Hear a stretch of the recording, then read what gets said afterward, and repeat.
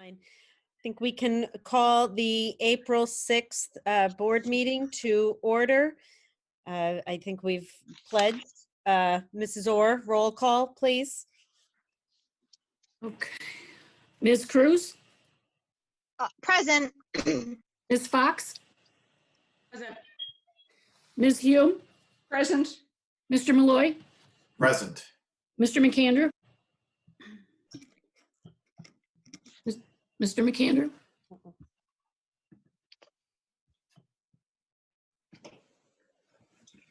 We went down to 37 participants. Bill Dupree, can you check to see if he's waiting somewhere? Because I think he's signed out. Uh-huh. Wait a minute. He is not in the waiting room. Mr. McAndrew?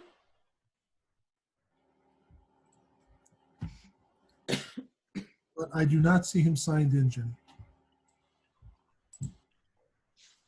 I'm texting him.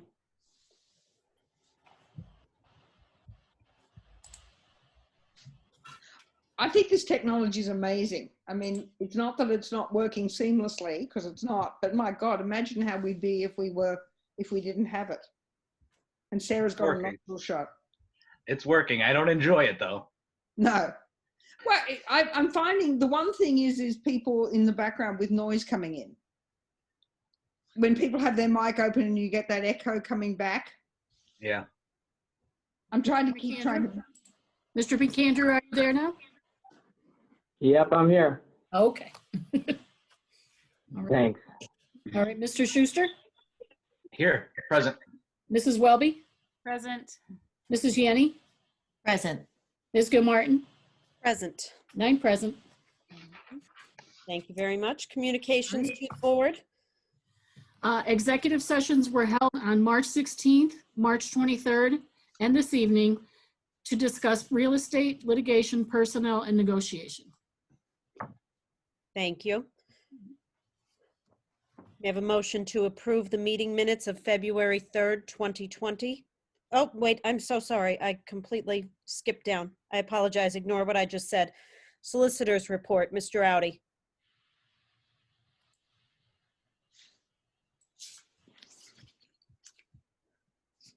Mr. Audi? I'm sorry, I was on mute. That's okay. I did not find my picture to unmute myself. I have no report for this evening. Okay. Mrs. McTiernan, Superintendent's report. Yes, good evening. I will be very quick. I just want to thank all of our staff, our principals, our teachers, our paraprofessionals over the past week and a half as we implemented our enrichment and review plan. I'm very happy. I also want to thank Rosemary Boland for her support as we move through this new adventure, as I keep calling it. And without, I don't want to take too much time, but with everybody's support that we've had over the past week and a half, I think we made the best of the situation that we could. And I just want to reiterate what I continue to say, that I hope everybody stays healthy and safe during this time. Thank you. Thank you. Thank you very much. Director Hume, PSBA report. Yes, indeed. Hang on 1 second. I've got papers everywhere here. Hang on. The PSBA report I circulated to all board members earlier. Briefly, the grants office webinar is on tomorrow, which is, there is the grants office limited liability company that works with PSBA has a webinar on grants for coronavirus response and economic stimulus on April the 7th at 2 o'clock, which is basically a way of looking at what is possible to get for education and educationers out of the things. I'm going to listen into it if I can keep awake for the whole 3 hours, I will. And but I have circulated that to directors previously. PSBA has a lot of coronavirus resources here to support. Here are some ways to keep up the the resource that there I also circulated. We all know about the free Zoom and Board Docs licenses that are available. And there are some important policy updates regarding COVID-19. PSBA's policy service networks, they've got some really interesting stuff about how COVID-19 responses are affecting us.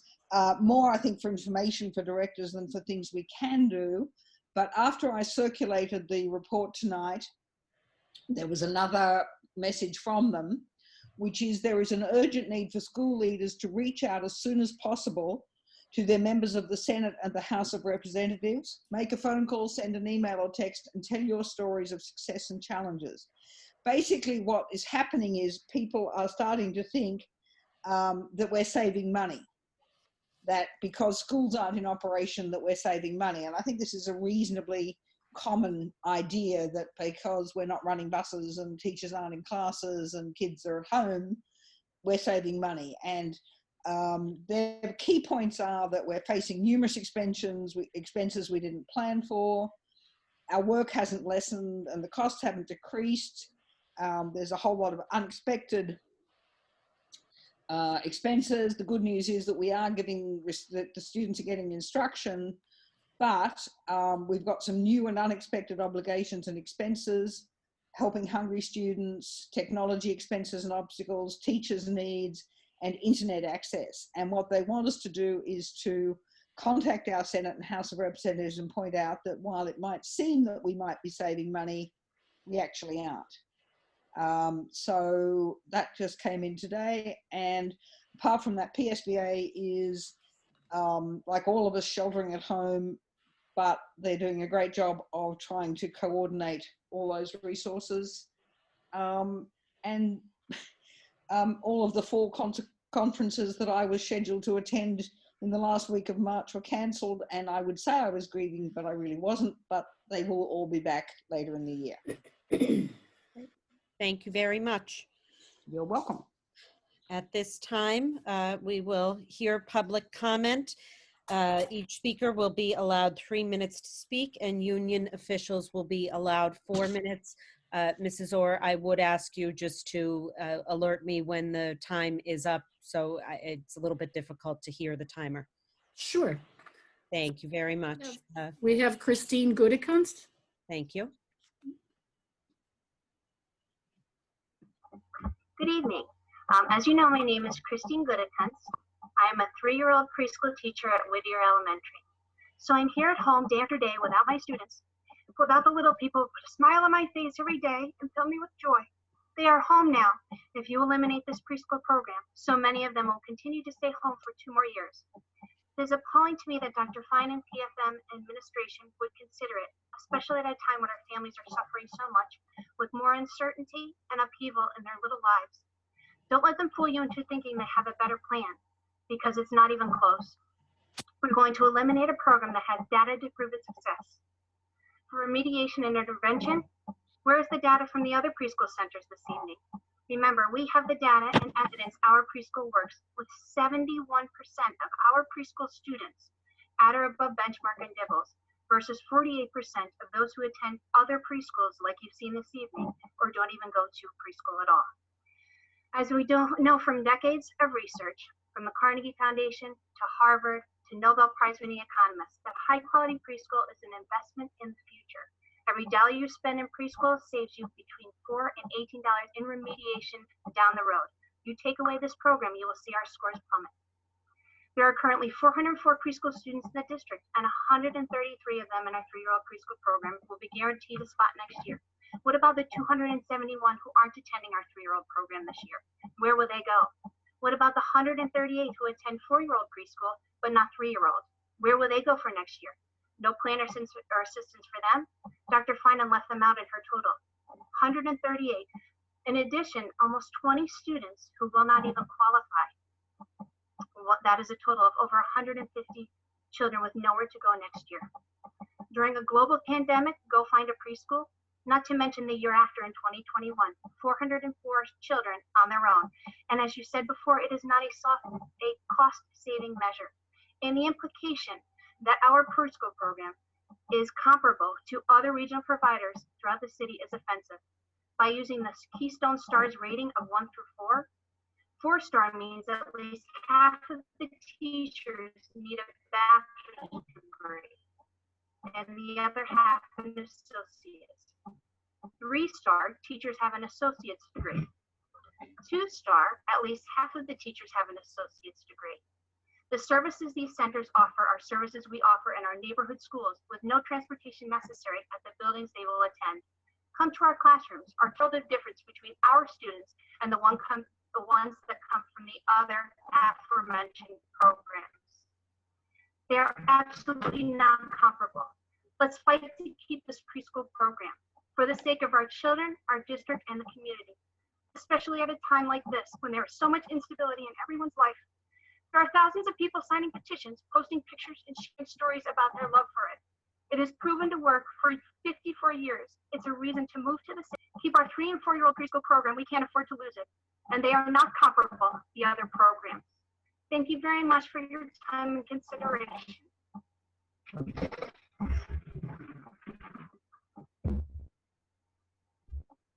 Okay. Thank you, Christine.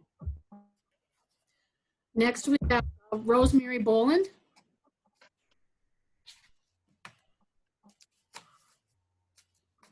Good evening. This is Rosemary Boland. And I've been sitting here listening to this for how many hours now? I've lost track. And I know that we've lost a few hundred people who had signed on to speak. And I would say that if this isn't enough to tell you never to do this like this again, having a work session that runs for that many hours and then put a school board meeting of this magnitude on top of it is just embarrassing for all of us. We shouldn't be doing this. It's not correct. It should never happen like this. So getting to the point, we listened to what Chris just said. I've listened to all of the chatter all night. The plain simple truth is you're trying to outsource our jobs. These are our jobs. Ann Griebeck talked to you about coaches, and you seem to think you're going to pick coaches up out of the pre-K program and just throw these teachers into something else. Well, somebody better think again. There's language to cover all of these things. It doesn't happen seamlessly. And as a matter of fact, we had coaches at the high school level. They're gone. We had coaches for special education. They're gone. And now we want to start something else, coaches to go into grades 3, 4, and 5 to make up 3 and 4 years of difference. When what the real issue is, we have a terrible math program. It does not align with the test that the state gives out. That's the plain, simple educational fact. The test and the math program do not line up. So what do you expect? You should expect exactly what you're getting. And nobody wants to give credit to the fact that we absolutely know that our students who leave our pre-K and go into our classrooms don't score low. They are significantly higher in their data scores than other children. Last Friday, I had a call from Paul Doherty. No, not the Paul Doherty you have right there with you. Paul Doherty, who was a principal at Charles Sumner School. Mr. Doherty explained to me that he was tasked by Dr. Peter Flynn, superintendent of our district, with looking into our preschool program. Mr. Doherty told me it was all right if I used his name, because what he concluded after he studied all the data was that there was a definite improvement in our children who went through pre-K compared with those who did not. He said all the tests improved, and it proved that in the data. Dr. Flynn said, so in other words, it works. And Mr. Doherty concurred. So this program has been tested and retested, looked at umpteen ways to Sunday, and our program works. And to think that in Scranton, Pennsylvania, with 9 Democrats on a school board, we're outsourcing teaching jobs from the Scranton School District to the private sector, that doesn't sound like a Democratic school board to me. We had Republican school boards here. This isn't about proving that our pre-K works. It's about closing buildings. You heard Dr. Finan say that. This is just about closing schools and finding room at the end to put the students. That's all it's about. So why we just spent umpteen hours having other people talk about their programs baffles me. When your minds have all been made up, you've been talked to until you're blue in the face and nothing matters. So now it's our turn, and we will fight the fight as we always do. No matter what comes our way, we have to fight. For everything, we have to fight. And so we will meet you on the battle lines once again, because this fight, we're not giving up. Thank you for your time. Thank you, Rosemary. Next, we have Jean Price. Jean Price. Can you hear me?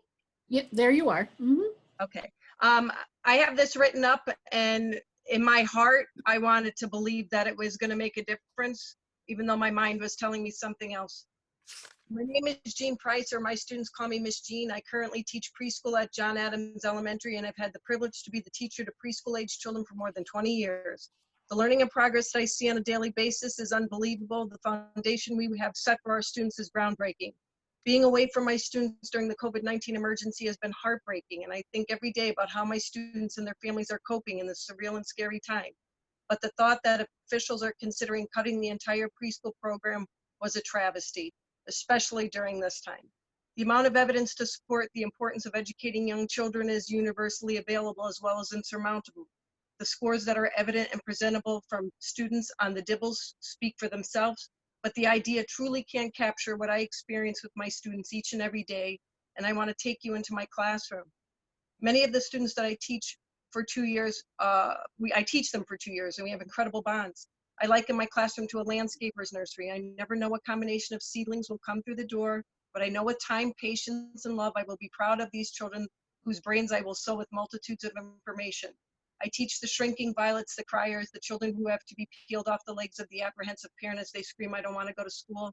I watch these children flourish and become confident enough to walk through the school doors without so much as a look back at their happy parent.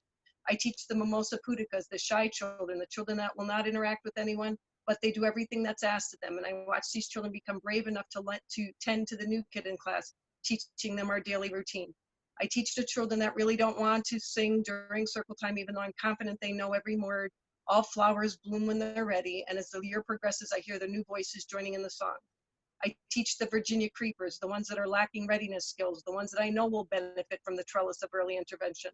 I see these great strides and accomplishments made from the initial assessment to the end of the year report card. The planting area is not without its pests, the children lacking social skills. I teach them to use their words to solve a problem, and I watch these children progress into the best problem solvers. I teach the exotic flowers, the ones that cannot understand or speak a word of English, and I watch these children's vocabularies blossom. These children are so proud when they're able to participate, and they become my new blazing stars. My motto when working with these precious little sprouts is, if you make a mistake, who cares? That's how you learn. Never be afraid to try, keep trying, and one day you're going to be successful. Yes, that aha moment, the child that has struggled embraces you because he finally gets it, and it's an incredible feeling.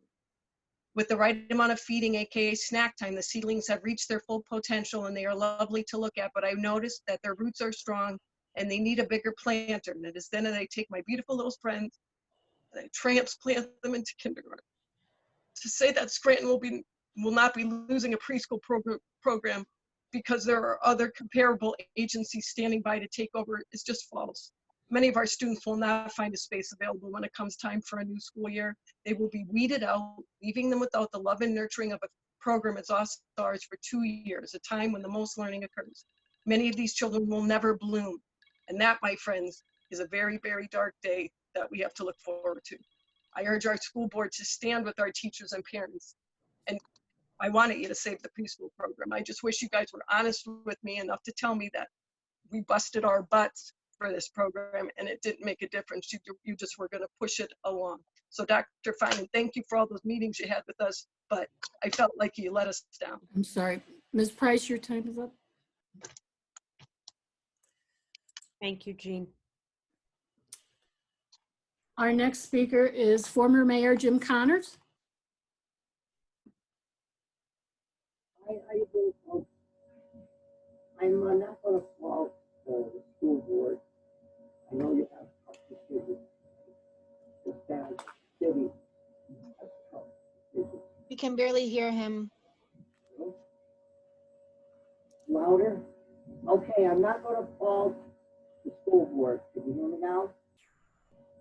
Sarah, can you hear me? Nope. There's like an echo and it sounds like you're far away, Mayor.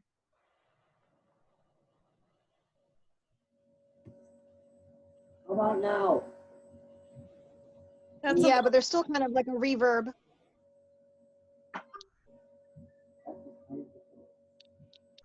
There's no way you can make it louder? What's the use of talking if they can't hear me? Nothing we can do on this end. Sorry. Can you hear me? Just try to do it like that. All right. There you go. Okay. I'm not going to fault the school board or the administration because I know the decisions you're trying to make are difficult because I know it because I was the mayor and I know how hard those decisions are to make. So because I know that the city is struggling with the same problems that you are. So I'm not going to pause it. I just want to say the way we were, because in the mid-'80s, we had a preschool program, and the school board was ready to get rid of it. There were six schools, six preschools in the city. And I worked for Dr. Peter Flynn, and I worked with Principal Paul Doherty and many of the other principals. Joe Doyle, Jack McAuliffe, and you know them all. Louis Nardella. And we brought in, before we got rid of the preschool, we brought in the foremost expert on preschool in the United States. His name was Dr. Irving Lazar. And he was an expert on the Ypsilanti, Michigan study, which showed that for every dollar that a school district spent on preschool, you save $4, not just in education, but in incarceration, in penal institutions, because the kids who had preschool achieved so much better than kids who didn't. And we replicated that study here in Scranton. And we came up with similar results. And guess what? The school district, instead of getting rid of those 6 preschools, they put a preschool in every elementary school that we had. And it has been so successful. And I, for one, cannot see taking a program that has been so successful and that the people so much are in favor of and getting rid of it. And this is no reflection on the other programs that have been presented here tonight. I'm sure they're very good. I know the people that made the presentation, and I know the people that are involved in those programs. But I just can't see taking a program that has been so successful. I'm sorry, Mr. Connors. My time is up. I'm sorry. Is that what you were going to say? Yes. That's all I have to say. Okay. Thank you. Okay. Was I loud enough? Matt Loftus?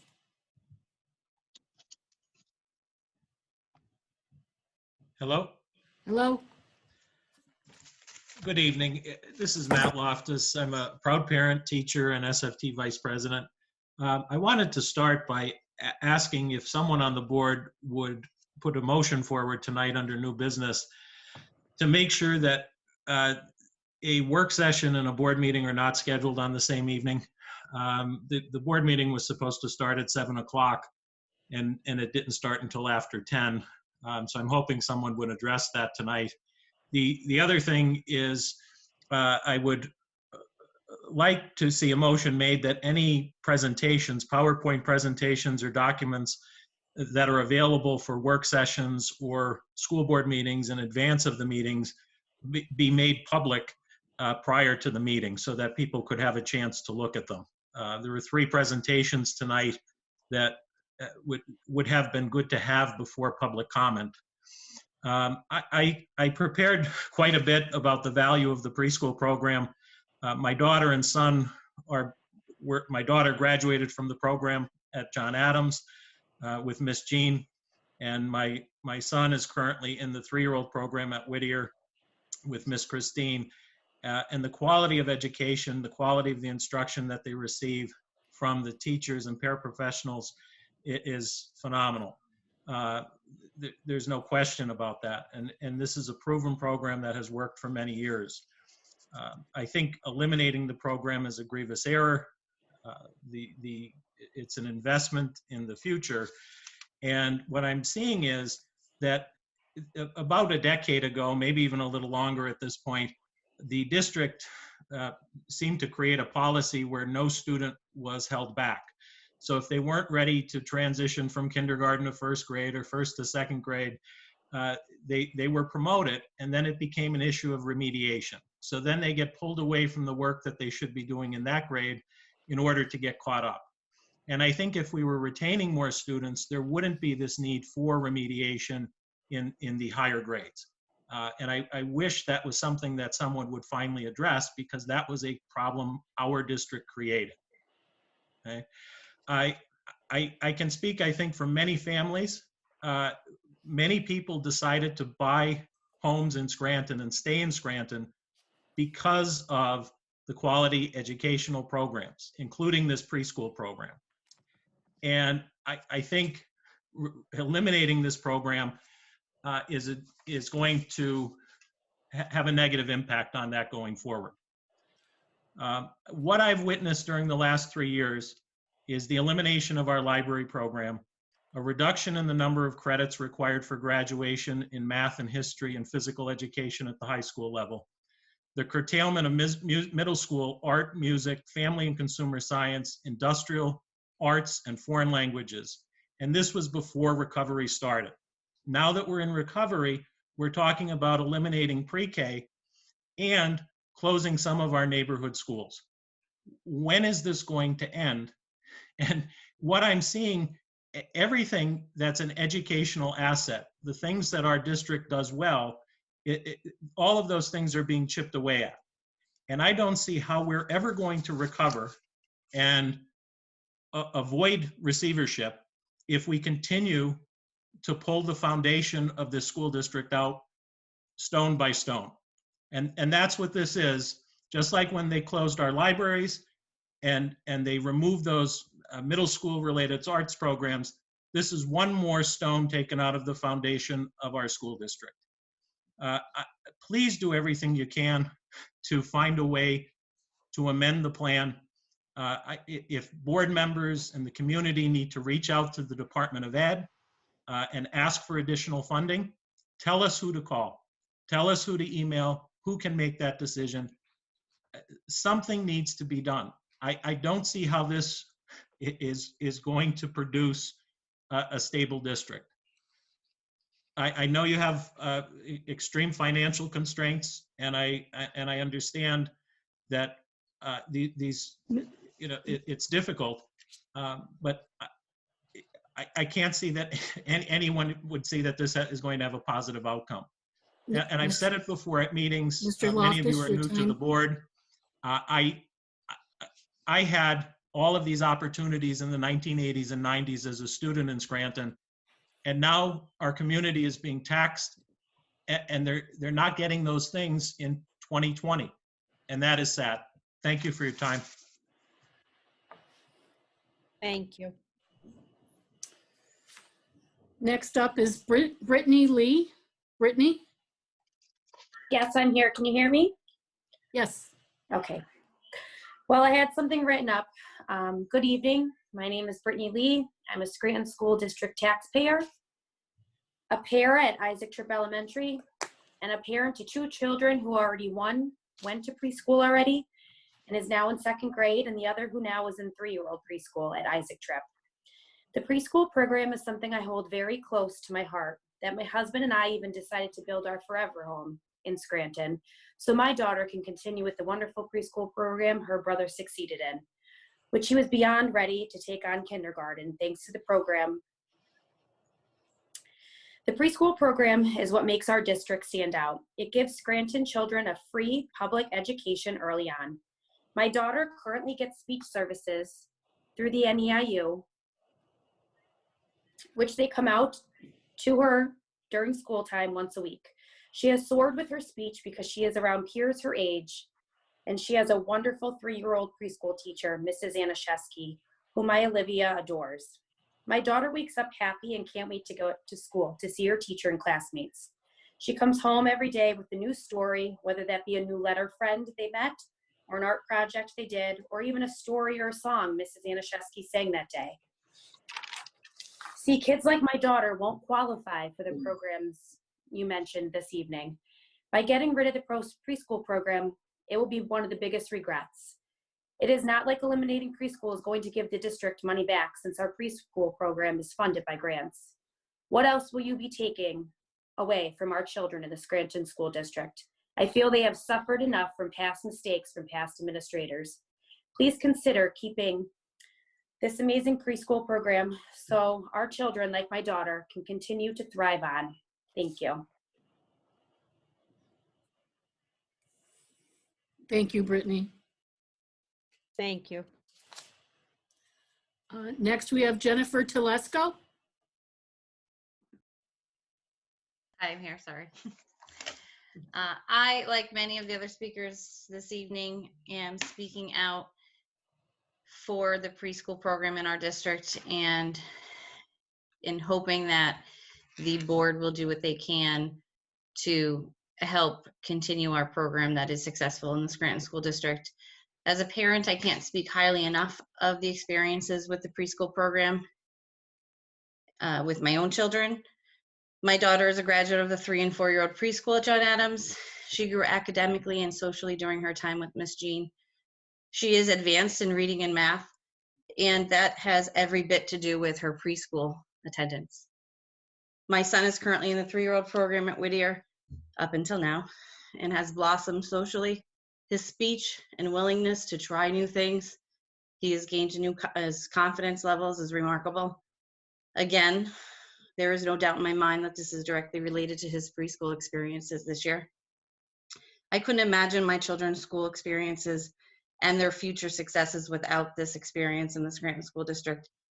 I implore you to continue to provide the service for every child that's currently and future students in the Scranton School District. Now, as a teacher, I see firsthand the effects of our quality preschool program in my classroom. And unfortunately, I am also keenly familiar with the harmful effects of not attending preschool in our Scranton School District. The students who do attend our preschool program are less likely to be identified as those students of at risk or need intensive interventions, particularly in reading and math. They are socially and academically prepared to succeed as they learn to read.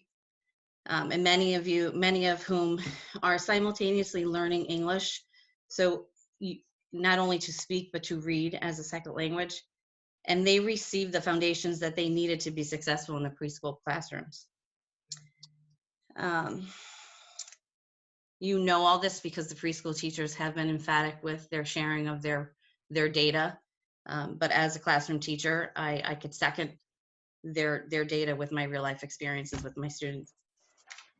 Third, as the Curriculum Council Chair, I wanted to address the federal funding part that's being taken away from the pre-kindergarten program and used as intervention programs. And I just wanted to formally state that the Curriculum Council has had no proposals of the intervention services or the coaches. I did hear some tonight. I did not hear all of it because I have children to get ready in this lengthy meeting for dinner, or I'm sorry, for dinner and for bedtime. So I did miss some things, but for the Curriculum Council, we did not get any of the proposals, and we had a recent meeting in the beginning of March. So I just wanted to state that for the record. And on the Curriculum Council, we have an open and what we like to use as the coin terms collaborative relationships and fostering collaboration. This year, we've heard a lot of professional learning communities and those ideals. And it's disheartening to hear all of the proposals or the coaching proposal tonight when we are the people who are in the classrooms. We show up each and every day. We know what our students need, yet we are on the outside of this open communication forum. I'm sorry, Jennifer. I'm sorry, your time is up. I implore the board members, the current board members, to do what they can and to look into other ways to fund the academic progress or interventions as noted tonight, and really look towards helping the preschool students in our district. Thank you. Thank you, Jennifer. Next, we have Amanda Van Buskirk. Amanda? I'm here. Hi, my name is Amanda Van Buskirk. I work for the Scranton School District as a hall monitor, and it's a pleasure to work with you guys.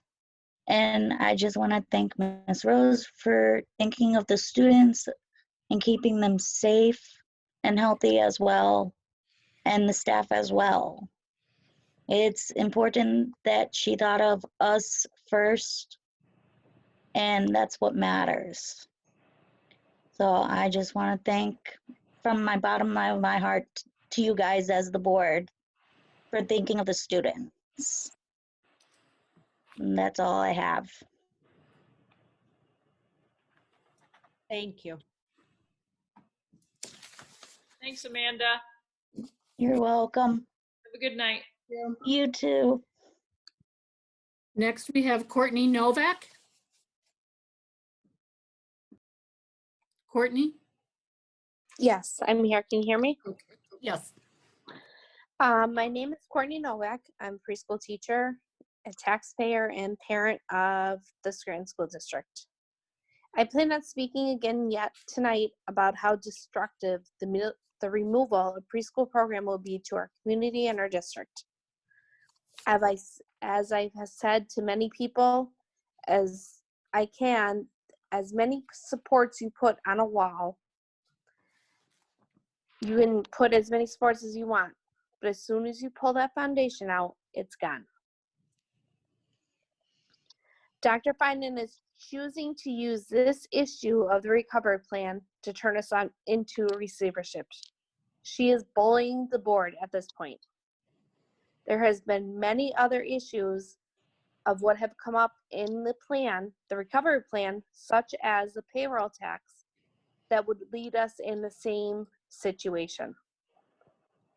Has the board or anybody else have looked into the savings as what would be saved for the partnership with us and Head Start?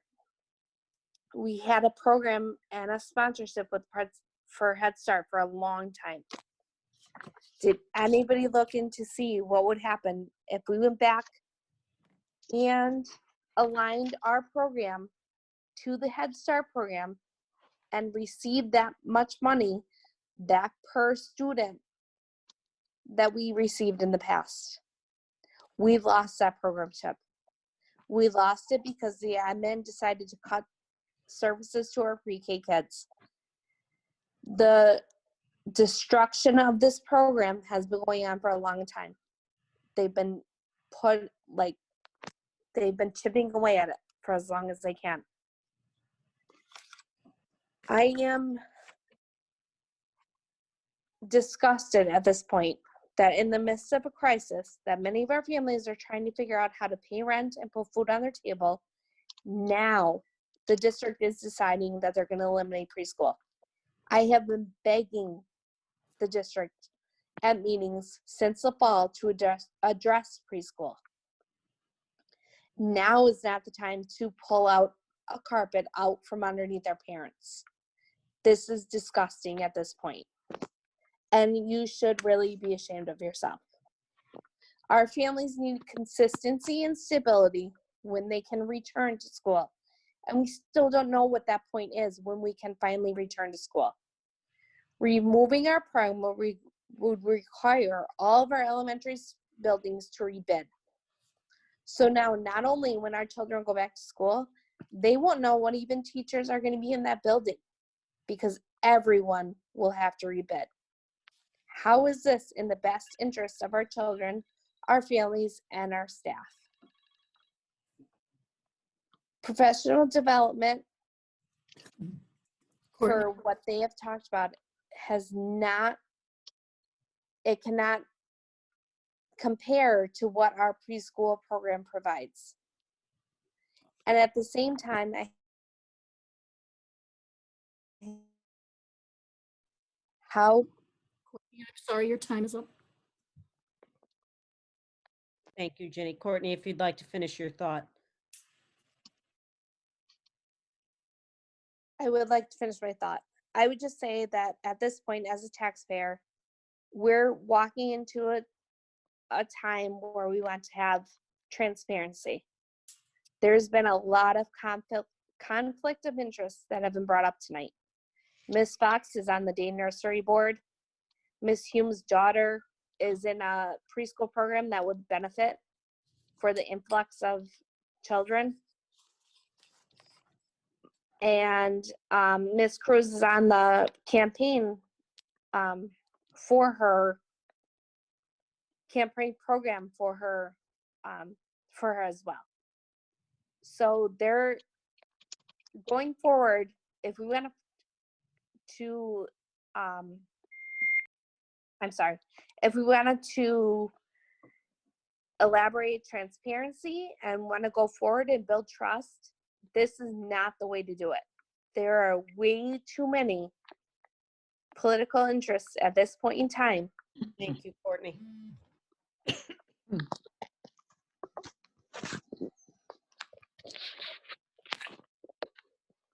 Ms. Dorr.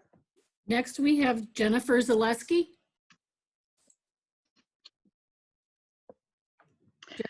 Hello. Yes, I'm here. I'm sorry. Okay. Hold on one second. I'm trying to come off mute. There we go. I wanted to take this opportunity to address the board. My name is Jennifer Zaleski. I'm a 5th grade reading teacher at Isaac Tripp Elementary School, and I'm a member of the Scranton Federation of Teachers Executive Board. I'm speaking tonight with the hopes that the consideration is given to keeping the Scranton School District's pre-K program. Up until this evening's presentations, I believed that most of the board members on the Scranton School Board did not want to eliminate this preschool. I couldn't imagine a resident of this city wanting to be associated with closing a successful preschool program in Scranton public schools. Not only would it be extremely damaging to their own political future, but also the future of Scranton's children. This is public education, not a private business. I teach my students every day that a free and appropriate public education is what makes America special. What is happening tonight is the antithesis of that statement. During the completion of my reading specialist certification, I discovered a study that proves the importance of preschool education, specifically to a high poverty area like Scranton. I find it interesting that the lack of district funds are cited as the reason for this program elimination, because it's the lack of socioeconomic status that makes our preschool so vital in Scranton. I'm sure Dr. Finan has heard of this famous study. It was conducted by researchers Hart and Riceley. These researchers studied families from 3 different socioeconomic classes to determine if socioeconomic backgrounds influenced a child's language and vocabulary development. In poverty households, the children heard about 616 words per hour, while those from middle-class families heard 1,251 words per hour, and those from the wealthiest families heard 2,153 words per hour. At the conclusion of the study, it was discovered that socioeconomic discrepancies not only influenced a child's knowledge, academic skills, but also experiences. In the first 4 years of life, the children from high-income families were exposed to 30 million more words than their counterparts living in poverty. In subsequent years, the gaps only widened, and this had lasting effects on a child's performance, both academically and socially. This is only one of the many studies pointing to the impact that a preschool education has on the lives of children from lower socioeconomic status. The study shows that the gap between ages 1 and 4 cannot be closed. As a result, it is my opinion hiring one coach in a building could never close that gap, as it would be to have a 3- and 4-year-old preschool programs. In my building alone, there are 2 sections of 3-year-old preschool and 2 sections of 4-year-old preschool. One coach would never be able to close that gap by themselves. I also question where the funding is coming to provide the research-based intervention programs the coach would be using. I bring up this study because I teach 5th grade. By the time these students reach 5th grade, the process of reading and comprehension should already be developed. As Mrs. Griebeck just said, they read to learn. Currently, my elementary school is in corrective action for math. I fear that 5 years of not having a Scranton School District preschool education will have a negative impact on our reading scores. We cannot afford to be in corrective action for reading too. I encourage the Scranton School Board to take a look at all possible avenues to keep the preschool public education in the city of Scranton. It is my request that Dr. Finan communicate to the state that the people of Scranton need this important program in our district. We do not want it eliminated. Our students have suffered enough. Don't let them be another statistic to this study. Thank you. Thank you. Next, we have Angie Krieger. Angie? Hi, can you hear me? Yes, thank you. Hi, I am a 3-year-old preschool teacher at Willard, and I just want to say that I'm really, really saddened by the events of tonight. And again, like some of my counterparts, I do have a speech prepared, and it comes from the heart, and I'm just hoping that it's enough to save preschool, because it's definitely a program that's it can't be duplicated anywhere else in our city. And at every board meeting we want to do what's best for our students. And I truly believe that the board members and Dr. Finan really, truly feels that in their hearts. But I do have to say that right now, we are what's best for our students. We give them what they need every single day. Every single child, regardless of their income, special needs, etc. Even the forgotten 17 that won't qualify for free preschool elsewhere. We give them what they need. We are all highly qualified early childhood certified teachers, most of us with master's degrees. And yes, we can be coaches. However, we are coaches right now. We're coaching the future in our 3- and 4-year-old preschool classes. If you send our students elsewhere, you will need a lot more money for intervention that would not have been necessary if we can stay in our schools. If we're allowed to stay in our preschool classrooms to do what we do best, those interventions will not be necessary. We're the prevention right now. Intervention is not necessary if you have prevention in place. Our youngest students should not have to pay for the transgressions of adults in the past. Put the future behind us and invest in our future. Please do what you can to save our preschools. Our children deserve it. Thank you. Thank you. Next, we have Frances Reagan. Frances? Yes, I'm here. Good evening. I'm a kindergarten teacher in the district, and I'm asking you to please keep the preschool program intact. I have seen the benefits of the program every day in my kindergarten classroom. I have also had students from other preschools that were not mandated to make them learn. So when they come to kindergarten, they want to play, and they have a great deal of difficulty getting used to a learning kindergarten classroom. However, the Scranton preschool students are prepared and ready to learn. The school district's preschool students perform higher in the dibbles. In being a teacher in a school with a high level of poverty, this program is a valuable resource for me. It has proven effective. I want to thank all the preschool teachers for being a valuable resource. Our preschool program is getting the job done, so consider amending the recovery plan and keeping it. I also want to tell you I've been a teacher in the district for 30 years, and it saddens me with what we're having to do to call recovery in Scranton School District. Thank you. Thank you. Sorry. Next, we have Joanne Harisnik. Joanne?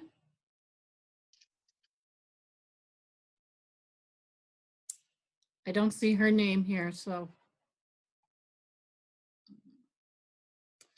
Lynn Harding?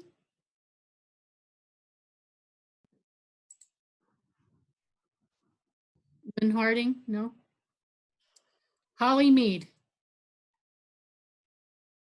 Getting there. Hi. I hope everybody is healthy and safe before I start, and I hope you're all washing your hands. I hope you noticed my picture. It was not of me, but Christine Goodekans, our district's beloved preschool teacher you have seen at all the board meetings. This picture is on the district website when you click on About Us. This is the picture you'll see. The first thing the Scranton School District is promoting is this wonderful preschool teacher and her program. Look at the picture. Do the kids look engaged? Are they actively learning? Is the teacher actively teaching? To me, it looks like everything you'd want to see in a fantastic program, obviously, or the district would not have selected it.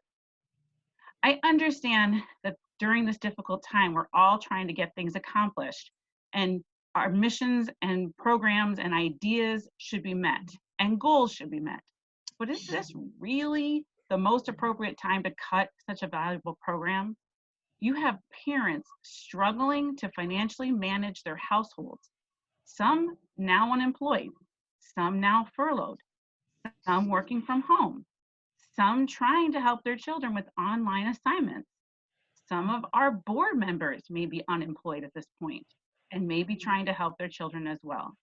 So right now, in the middle of a worldwide pandemic, you're going to tell some of those parents they have to find another preschool for their child? If you're going to tell 14 of those teachers and 14 of those paras to find new positions, it really isn't just as simple as it sounds. For all the new board members, you may want to ask what's going to happen when those teachers lose their jobs. It causes a ripple effect across the districts of other teachers losing their current positions. And if they're lucky, they'll be placed in a new one. So great idea. Let's cause all this stress to the parents, the board members, the teachers, and most importantly, to those 3- and 4-year-old kids right now during the most stressful time in our history. I have to say, this is not the best idea.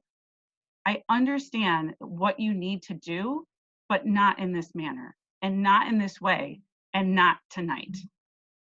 Thank you. Thank you, Holly.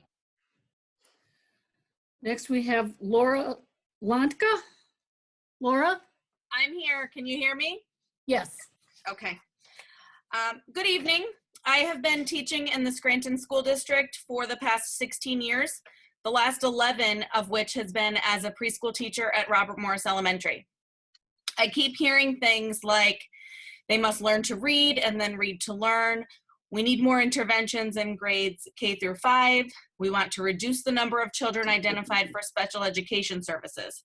But what we're missing is preschool is an intervention. It is the very first intervention, and it is the piece that attracts families to our district when everything else is telling them to leave.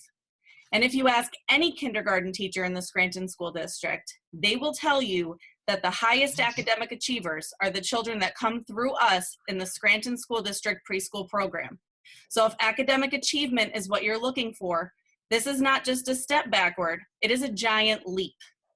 Christine Goodykins did an excellent job of presenting the data comparing the SSD preschool program to other community programs time and time again. And if you don't believe her data, we will be happy to present it again after a couple of years without the SSD preschool program in place, and then you'll be forced to see the difference.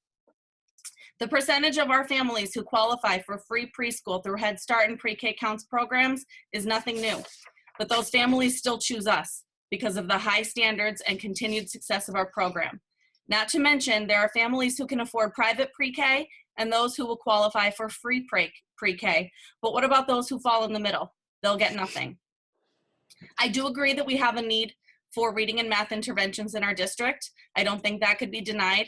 But right now, in my current capacity, I am providing both of those services at no extra cost to the district. As a preschool teacher at Robert Morris Elementary, we found a way to provide needed interventions in math and reading by using our Title I academic achievement funds to provide interventions to our students through after-school tutoring. Other buildings can do the same. It not only provides the children with necessary interventions, but it also provides teachers with the opportunity to make extra money after school, since we've been working without a contract for almost 4 years. It's like a win-win. It works at Robert Morris, and it could work in other buildings across the district too. This is just one example of an alternative plan that does not include eliminating preschool. I may be beating a dead horse here, but I urge you to continue to look for a way to keep preschool in the SSD. Recovery plan or no recovery plan, there is always a way when the right people are committed to standing up for our children. Thank you. Thank you. Next, we have Elena Kiernan. Elena? Yes, I'm here. Okay. Hi, I would like to piggyback on what Laura just said. There are students who will qualify, students who can afford, and families who can afford to pay for private education, and those who land in the middle. And those are the ones who are going to have trouble. And my family is one of those families. And I will tell you, it's great that you had a sales pitch tonight, that Miss Hogan, Miss Neverett, and Miss Walker were able to present their schools to us. And they presented a lot of numbers, percentages, and income figures. But can anyone on the board right now tell me, with an income of, let's just throw a round number out, $80,000, $90,000 of a family income, will they qualify for free education? Can any of you answer that right now? If you don't know the answer to that, then I don't know how you can vote tonight, because presenting those people to come and speak to us and not know the answer to that for your families is not the way to go. And providing an outside option does not guarantee you will have a healthy preschool population in the city of Scranton, because those families that fall in the middle, like myself, do not qualify for medical coverage through the CHIP program. We have to pay fully out of pocket. For 2 children in a family that makes above poverty level, it does not qualify, will pay about $500 a month for their children to have medical insurance. So now you're going to be having families weigh in this time of our life and during this COVID situation, where we're going to have to weigh health insurance versus preschool education. That's the position you're putting us in. And you're basically offering our kids and our preschool students to the highest bidder for people outside to making money off of us. And I don't think that that's appropriate at this time. And that's all I have to say.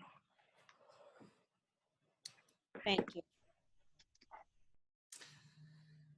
Next, we have Matt Barrett. Matt Barrett? I see an M. Barrett there. I'm not sure if that's him. That's me. Thank you. Okay. Dr. Finan, can you just confirm, are you an employee of the Pennsylvania Department of Education? Dr. Finan? Yes. Are you an employee of the Pennsylvania Department of Education? Yes. And when you say you're in communication with your team during tonight's meeting, like who does your team consist of? Who's making the decisions for the district? The team I work with on a daily basis are Dean Kaplan and Ian Tysone. When I work with folks in PDE, I work with Lori Graham, Sean Fields, Adam Schott. And when you tell us about I think you were pretty honest about this earlier tonight. You said this is not really about cost savings. This is all about creating capacity in the schools. You're talking about creating room for about 5 or 6 more. You'll have 5 or 6 more classrooms available as a result of closing preschool, right? Well, essentially, right now we're using 14 classrooms for it. So over time, it would be 14 theoretically. And right now, the preschool service is about 422 students a year. Pardon me, Mr. Barrett, this is an opportunity for public comment, it's not question and answer. So if you do have something you'd like to, a comment you would like to make, a statement. Thanks. Thank you so much, Katie. Dr. Finan, so there's about 422 students in the program?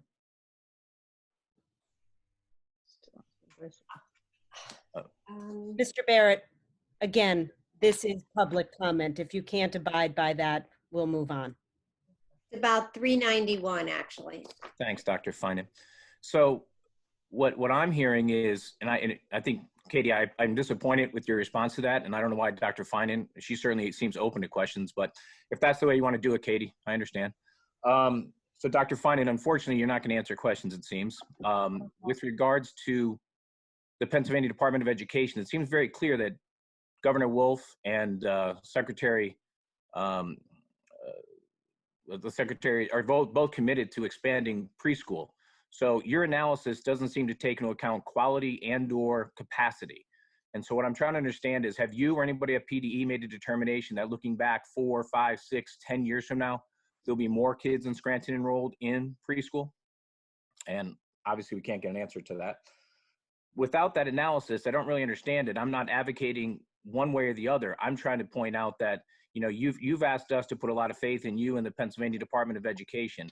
If your analysis is not including quality, what you specifically said, I'm not making a judgment as to whether or not one way is better than the other. If the Pennsylvania Department of Education's agent, the recovery officer, is not in a position to make a recommendation as to which is the better way to carry out education, that makes no sense to me. And as I said last week, as you know, under the recovery process, the state is here to ensure the effective delivery of educational services. So it seems to me it should not be a matter of just, hey, listen, there's 5 or 6 or 14 classrooms you can create. You should be making a determination as to what is the most effective delivery of educational services and standing behind that based upon data and analysis. Your plan itself and the whole preschool process is really identified in the consolidation of school section. It has nothing to do with quality of education or the effective delivery of education.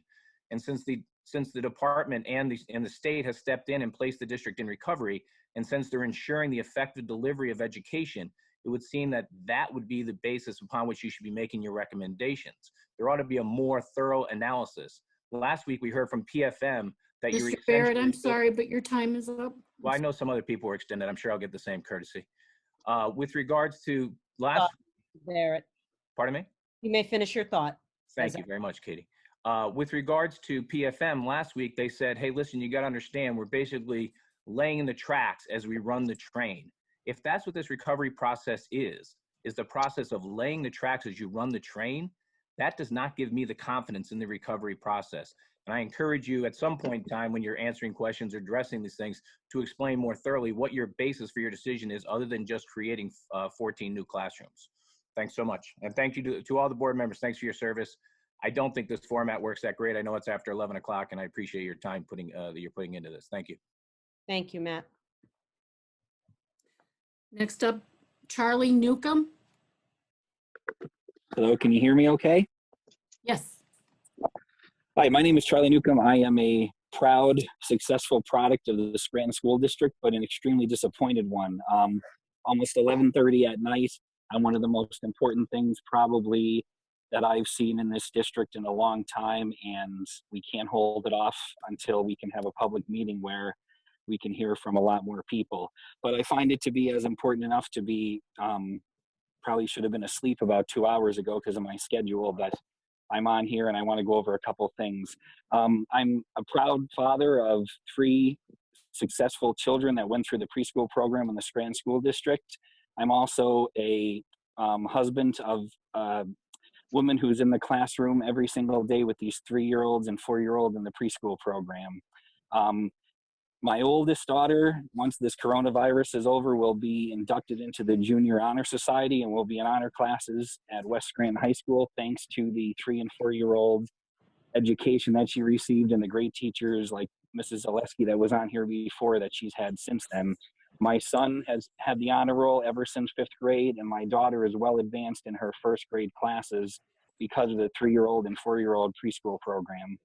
In these hours that I sat here and listened to this, what stood out the most to me with the way that things have happened in the Scranton School District and the city of the last 2 or 3 years or even decades was, it sounds to me like people on this board have a personal relationship with some of these entities that want to take over the preschool program. And I find that to be very upsetting as a taxpayer and a parent in this school district. You know, when I chose to stay in Scranton, you know, and was going to be married and have children, I could have went anywhere that I wanted to. One of the main reasons we stayed in the chose the Scranton School District was because of the preschool program. And it's just unbelievable, the fact that what I'm saying right now and all of the great people that spoke before me said is really going to fall on deaf ears, because it seems to me like the mind is already made up. You have the vice president of the former vice president of the United States comes out and sends an article to the Scranton Times today saying how important the preschool program is and not to get rid of it. I hear Governor Wolf and everybody talking about education, how important it is to keep preschool program. And then we have somebody from the state, with all due respect, comes in here and she wants to get rid of this program to move the money somewhere else and to save classrooms so we could shuffle kids around and put them somewhere else. My children, when they started the middle school, were affected by the past practices of the Scranton School District because the music program and the language program was all taken away from them. Now other children are going to suffer because of the past practices of this school district, and it is so disheartening. I don't even know what else to say at this point, but I out of anything that I want to say is I find it very disappointing that people, members of this school board, have relationship where we want to send our students to, and it just cannot compare to the education that my children got. And that is all. Thank you. Thank you. Our last speaker is Candace Ryan. Candace? Candace Ryan? Hello? Hello? Hello, we can hear you. Oh, okay. It's Candace Brack, actually. I don't know why they had Ryan. Anyway, so I had a little something written up. My daughter is actually a student in Miss Courtney's 4-year-old pre-K class at Francis Willard. But first, I just wanted to touch base on the Head Start and the, the MI Montessori school. That's great for, you know, the lower class that they offer, you know, free education for them. But what about the middle class families like myself? You know, we pay for our retirement savings, college savings. I work a 3 to 11 shift as a nurse. My husband works day shift just for the intention of not having to pay for daycare, because, you know, that's another cost that you have to add in on top of mortgages and taxes and everything else. So again, that wouldn't benefit for me, because then my daughter wouldn't receive a free education. We'd have to pay for it. But anyway, so my daughter is in the 4-year-old pre-K class at Francis Willard. The education that she's received there from Miss Courtney and Miss Patty is amazing, and I'm so grateful for that. She's developed so many new skills, not just academically, but also socially. She's become more independent and confident, and it really makes me happy to see that. It would just be such a disservice to not allow these other young children in Scranton in the future to be able to have the same opportunity that my daughter had for a free education. So just, oh, excuse me, I'm sorry. So please don't make these children suffer. There has to be a better intervention that we could implement for this recovery plan, other than cutting educational programs and raising property taxes. They're already high here in Scranton. And that's all I have to say. Thank you. Thank you. That's all we have. Ginny, do you have someone else? No, I just want to say, Candace, your email came in as Candace Ryan. Oh, okay. I'm sorry. That's my maiden name. Oh, okay. Thank you. No, that's all the speakers we have. Thank you very much. Before we move on, I do need to acknowledge the comments that were made about my colleagues and their connections to some of these other organizations. I applaud you all for disclosing that information. I believe you all were in contact with our solicitor to make sure you were handling that appropriately. And I really think it needs to be acknowledged that these women stepped forward and were very clear about their relationships, whether personal or professional, with these organizations. And I thank you for that, because that has not always been the case on this board. So to the three of you, thank you very much. Katie, Uh, I don't know. Can you hear me, Katie? It's Tariani. Yes, I can hear you. I just want to echo exactly what you said. I can assure anybody out there that every board member here is in it for the right reasons. Their intentions are genuine, and they are on this board because they care about the children of the Scranton School District, and their integrity stands very high with me. I believe in them wholeheartedly, and they have disclosed, as Katie said, any relationships that they have. And I can assure anybody out there who knows me that they are genuine in what they want to do here for the children of the Scranton School District, and they do want to do the right thing. Thanks, Tara. Thank you. Thank the both of you. Thank you. May I have a motion actually to amend the agenda?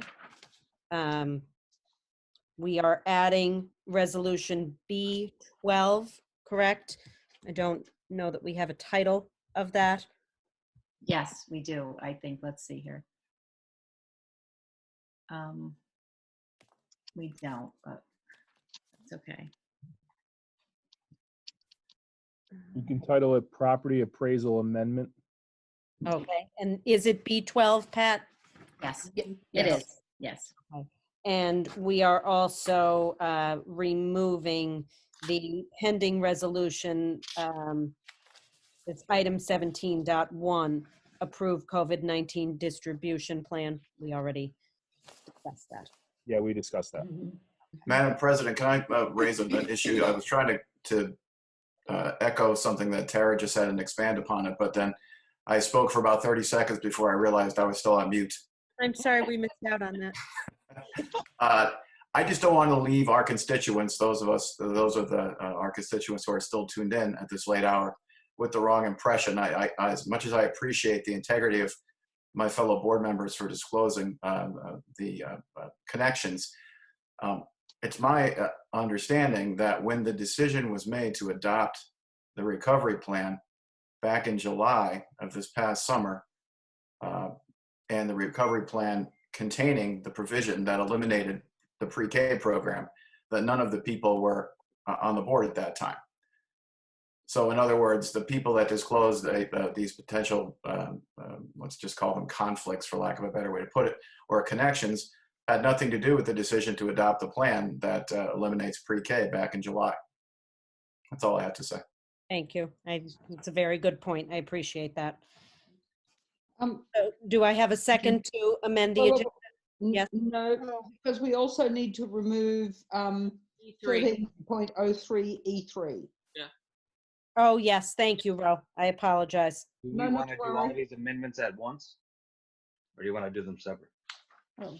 We're just amending the agenda to include B12, the resolution, however Pat noted that, and to remove appraisal amendment E3 and 17.1. Okay. Would you like at this point for me to add my amendment, or would you like me to wait till the end? Wait till the end. Wait till the end. Wait till the last minute. New business. Okay. May I have a second, please? Second. Roll call. Ms. Cruz? Yes. Ms. Fox? Yes. Ms. Hume? Yes. Mr. Malloy? Yes.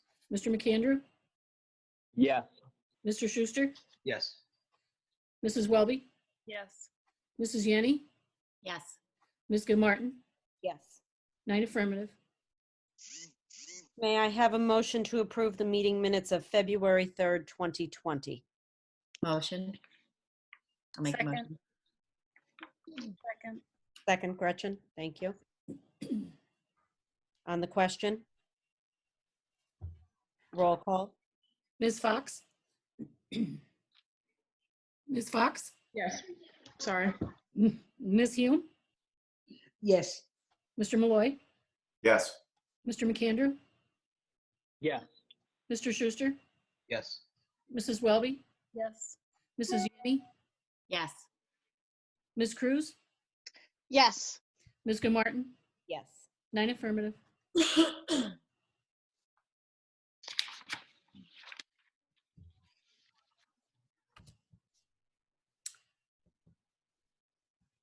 Oh, Katie, you're muted. I apologize. That's okay. Anything that needs to be removed from the consent agenda? Okay. May I have a motion to approve the consent agenda, please? Motion. Make the motion. Second, Second. on the question? Roll call, please, Mrs. Orr? Ms. Hume, Yes. Mr. Malloy, Yes. Mr. McAndrew, Yes. Mr. Schuster, Yes. Mrs. Welby, Yes. Mrs. Yenny, Yes. Ms. Cruz, Yes. Ms. Fox, Yes. Ms. Gilmartin, Yes. 9 affirmative. Director Yanni, Budget and Finance, B6. Yes, B6 is a lengthy resolution, and I'm going to try to read it quickly at this hour. So it is a resolution supporting Governor Tom Wolf's proposal to expand the Redevelopment Assistance Capital Program to remediate contaminants in schools. Whereas Governor Tom Wolf proposed a $1 billion expansion of the Redevelopment Assistance Capital Program to remediate toxic contaminants in schools and childcare centers in communities across the Commonwealth in his February 4th, 2020-2021 budget address. And whereas the Redevelopment Assistance Capital Program, a Commonwealth grant program that reimburses grantees for the acquisition and construction of regional economic, cultural, civil, recreational, and historic improvement projects. And whereas testing has shown children within Pennsylvania have suffered physical and developmental deficits due to lead, asbestos, and other contaminants in our schools affecting their health. And whereas children within Pennsylvania have suffered educational delays due to lead, asbestos, and other contaminants in our schools, causing cancellations and closing of school buildings, forcing certain lesson plans to be pushed back or eliminated altogether. And whereas the refusal to take immediate action on contaminants in schools will only further harm our children's health in the Commonwealth, causing them lifelong detrimental health problems due of the pervasive exposure of toxins. And whereas the continued closing of schools, use of temporary buildings, and cancellations of school delays due to toxic contaminants will set our children back in their education, hindering their development. And whereas the drawdown of an additional $1 billion in funds would allow school districts across the Commonwealth to undertake serious and meaningful steps towards lead, asbestos, and other contaminant remediation in our school buildings to protect our children's health and education. And therefore, be it hereby resolved that the Scranton School District supports the governor's proposal to expand the RACP to address the pervasive problems of contaminants in our schools and protect the health, well-being, and education of our children. Be it further resolved that the Scranton School District will engage with our state representatives in support of the governor's proposal to ensure the safety, health, and educational advancement of our children and students. Respectfully submitted. Do you have a second? I'll second. On the question?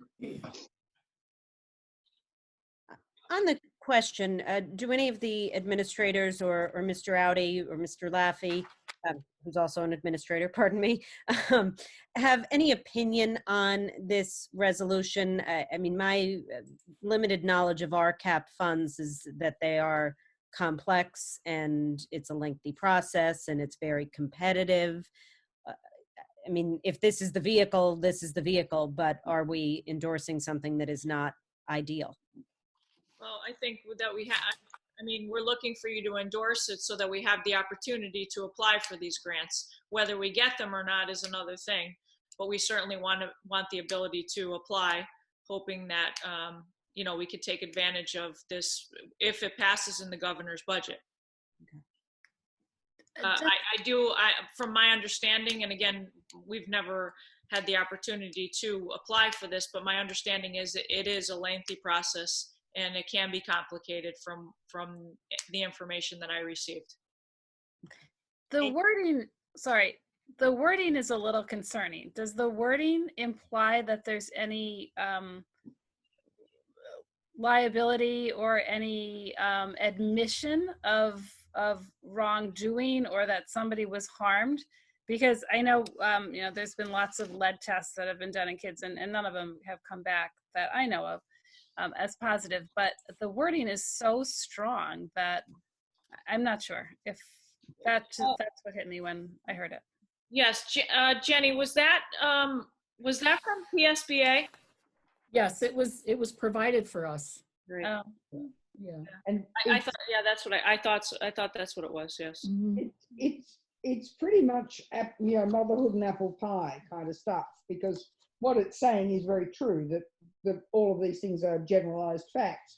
But I think that whether we pass this or not, the chances of that $1 billion being there after the COVID, we're looking at a we're looking at a $10 billion hole in the state budget, and it's extremely unlikely this would go through. So I don't see that he's going to be able to find that $1 billion that was there in February, but I think has evaporated probably by April. But I still think it's a good resolution, and we don't do any harm. Maybe Attorney Audi can address Gretchen's question. He's sleeping. No, I'm wide awake. Unfortunately, I'm still wide awake. I don't believe that the liability issue, I mean, I understand, and I think you're looking at the provision that says children within Pennsylvania have suffered educational delays due to lead. I think it's a generalization. Okay. I don't think that by passing that, we are suggesting that children in our district has specifically suffered those kind of educational delays due to lead or asbestos. Okay. So, it does sound alarming when you take that one paragraph out, right. But it doesn't say that. It says children in Pennsylvania have. It's a generalized statement. All right.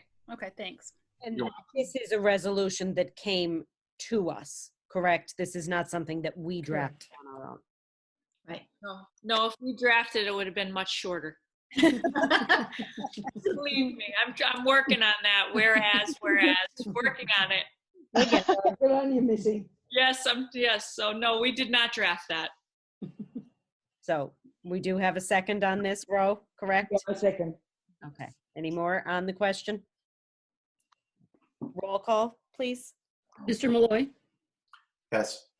Mr. McAndrew. Yes. Mr. Schuster. Yes.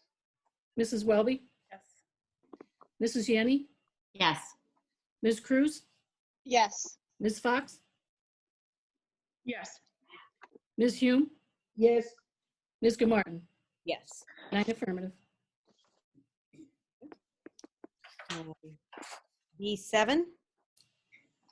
It is the recommendation of the superintendent and the Budget and Finance Committee that the following is approved. Whereas, in consideration of the General Assembly's March 27th, 2020 amendment to PL 343, number 176, or the Fiscal Code, and whereas said amendment recommends the coordination of the filing and payments deadlines for taxes collected pursuant to Chapter 5 of the Local Tax Enabling Act to coincide with the filing deadline for a tax return and payment pursuant to Section 330 of the Tax Reform Code of 1971.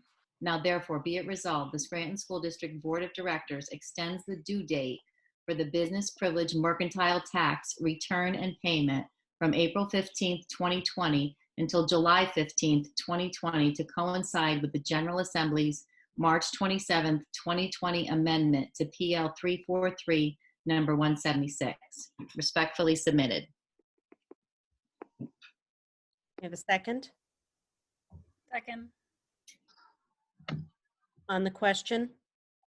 On the question, I'm just wondering if Mr. Laffey could just explain a little bit as to why we reworded this due to the March 27th amendment. Sure, certainly. From the time that this was tabled initially, I think the approach was that we would align with the city of Scranton. Upon further looking into it and review, I spoke to Berkheimer Associates, and they made me aware of Act 10 of 2020, which is what you're referencing there. Attorney Barbetta from Mr. Audi's office researched it and says that it doesn't mandate you to make the change, but it strongly encourages it. So we wanted to tie it back to the legislation that was passed for the reasoning.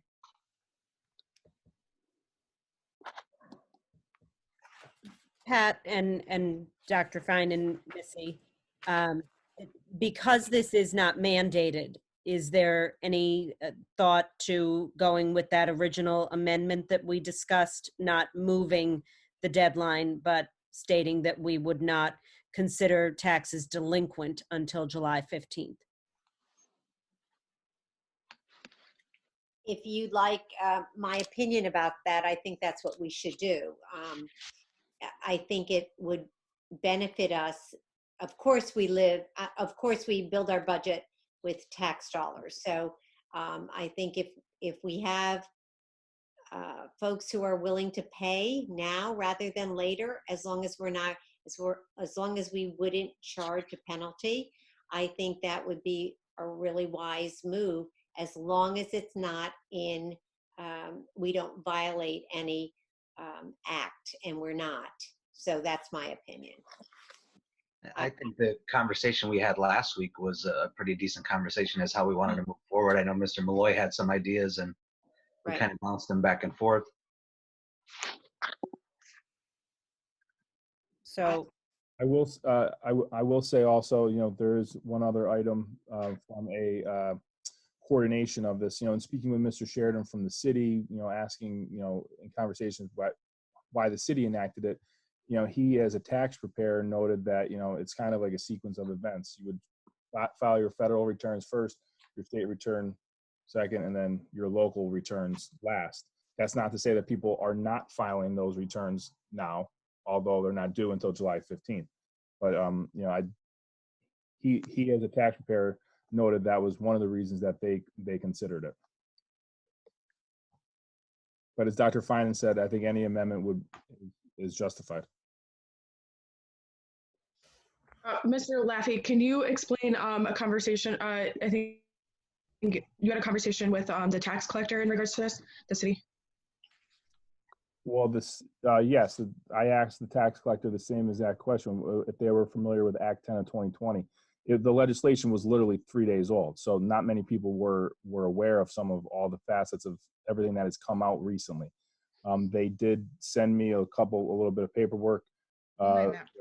Executive order. I'm sorry. And what he noted. Lean Beckwith is one of them. I think a lot of got to be who that is. At this point. Come off mute if you would just double check, please. Thank you. I believe what Mr. Fox was saying was that, that if the city doesn't amend the date, then the deadline doesn't get pushed back. And the city can't do it. The city can't if we don't, correct? Something to that effect. And then in speaking with the city said they were able to do it because it was a national emergency. It was a declaration of a national emergency, I believe. I think the thing for all of us to consider is that the district takes the biggest portion of this money in comparison to the city. And we also have a cash flow problem like the city doesn't have. So, I mean, if we want to continue the conversation we had last week, if we would like to add a friendly amendment to this, or if we just like to add into this resolution what President Gilmartin stated, I wouldn't mind moving with any of those ideas. Yeah. From a friendly amendment standpoint, not to get too cute, and not just because it's 1:45, we might be able to, if a friendly amendment is what the board wants to do, we might be able to get away with just changing one word. Instead of the word due in front of date in the last paragraph, we could substitute delinquency for due. Yeah. Perfect. Well, that's what you're on, Jimmy. It's your job. That Yeah. makes a lot of sense to me. So are you making that amendment, Mr. Malloy? I am. Thank you. May I I will have a second that. I will second that. Okay. On the question? I just want to clarify with that. So we're keeping the due date the same, but the delinquency will just be later. I just want confirmation on what exactly we're changing there.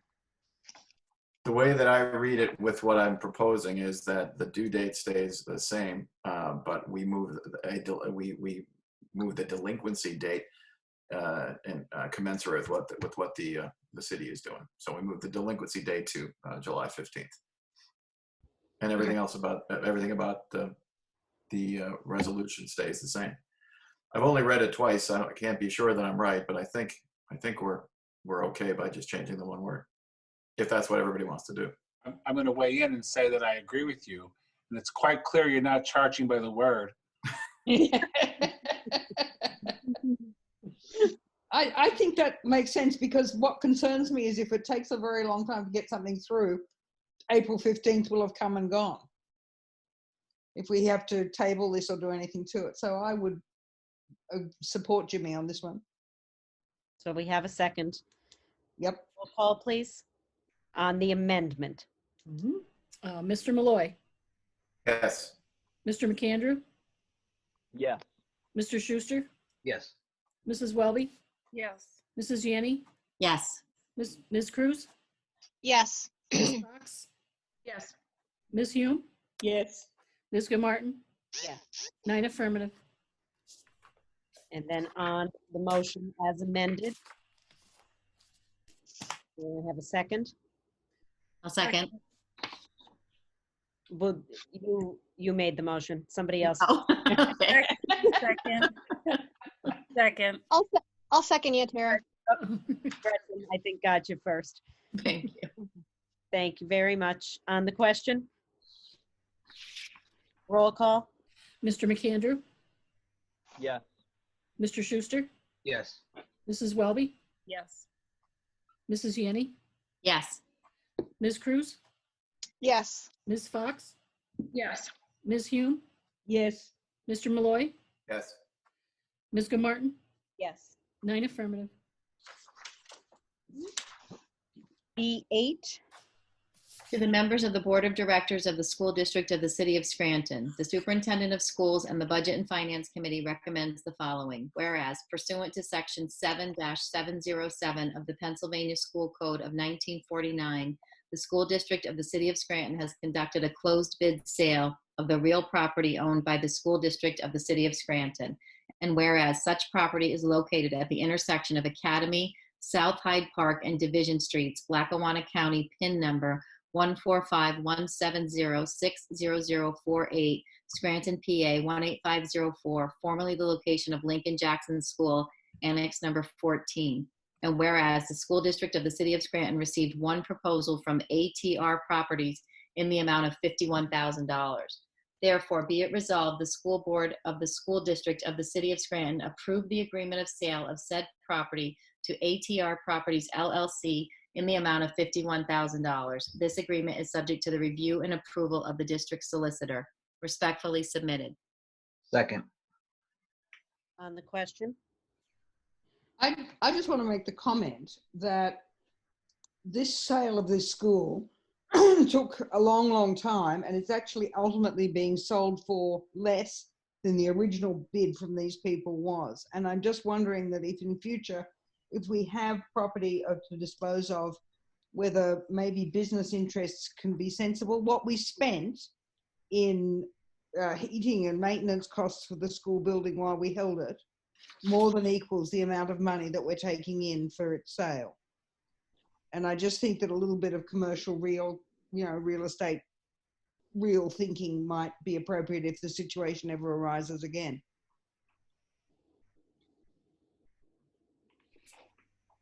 Thank you. Anybody else? Roll call? Mr. Schuster, Yes. Mrs. Welby, Yes. Mrs. Yanni, Yes. Ms. Cruz? Yes. Ms. Fox? Yes. Ms. Hume? Yes. Mr. Malloy? Yes. Mr. McAndrew? Yeah. Ms. Goodmartin? Yes. 9 affirmative. B9. To the members of the Board of Directors of the School District of the City of Scranton, the Superintendent of Schools and the Budget and Finance Committee recommends the following. Whereas pursuant to Section 7-707 of the Pennsylvania School Code of 1949, the School District of the City of Scranton plans to enter into an agreement of sale on the property located at the intersection of Academy, South Hyde Park, and Division Streets, Lackawanna County, PIN number 14517060048, Scranton, PA 18504. Formerly the location of Lincoln Jackson School Annex number 14. And whereas in order to complete the sale transaction, the district will complete a survey at the above property. And whereas William T. Senapidis has submitted a proposal for survey services in the amount of $3,750.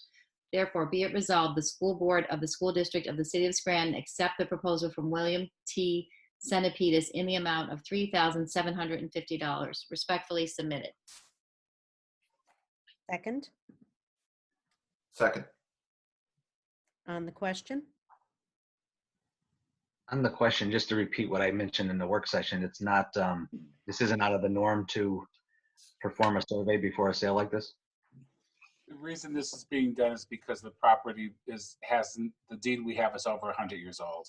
And we just really need to get an appropriate survey to make sure that the land is properly defined in the deed. Thank you.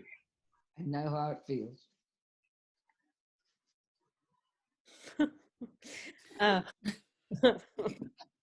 Roll call, please. Mrs. Welby? Yes. Mrs. Yanni? Yes. Ms. Cruz? Yes. Ms. Fox? Yes. Ms. Hume? Yes. Mr. Malloy? Yes. Mr. McAndrew? Yeah. Mr. Schuster? Yes. Ms. Goodmartin? Yes. 9 affirmative.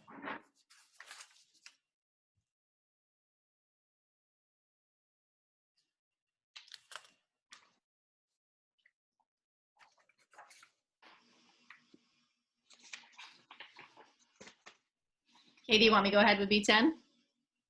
Okay, I think you're muted. I'm sorry. That's okay. To the members of the Board of Directors of the School District of the City of Scranton, the Superintendent of Schools and the Budget and Finance Committee recommends the following. Whereas tax appeals have been received from the Board of Assessment Appeals for the following properties. Citizens Savings and Bank, located at 101 Wyoming Ave, map number 15607010019, new real estate assessment of $125,000 for an effective date of 1/1/2019. In addition, SDO Fund 2 D32 LLC, located at 417 Lackawanna Ave, map number 1563501001301. The new real estate assessment is $3,850,000 and with an effective date of 1/1/2020. Then we have owner of 500 Lackawanna Development Corporation, located at 510-512 Lackawanna Ave, map number 15643010001, new real estate assessment of $30,000, effective date of 1/1/2019. And then we have also at the 500 Lackawanna Development Corporation, property address of 524-532 Lackawanna Ave, tax map number 15643010008, new real estate assessment of $30,000 with the effective date of 1/1/2018. Therefore, be it resolved, the Scranton School Board of Directors approves the new property assessments as negotiated between all the properties involved. Respectfully submitted. You have a second? Second. On the question? On the question, could we have a quick rundown of the loss to the district for each of these, Pat, and the justification? Certainly. I don't believe Attorney Barbetta is with us at this time. Okay. John, do you happen to have his notes on these?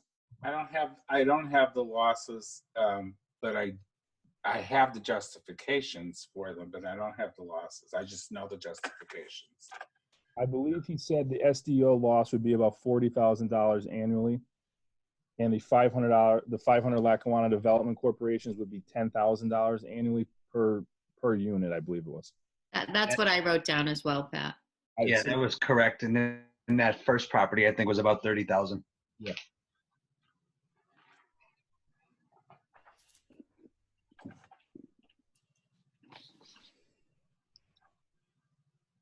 Okay. Does anybody else have anything? No. Okay. On the question?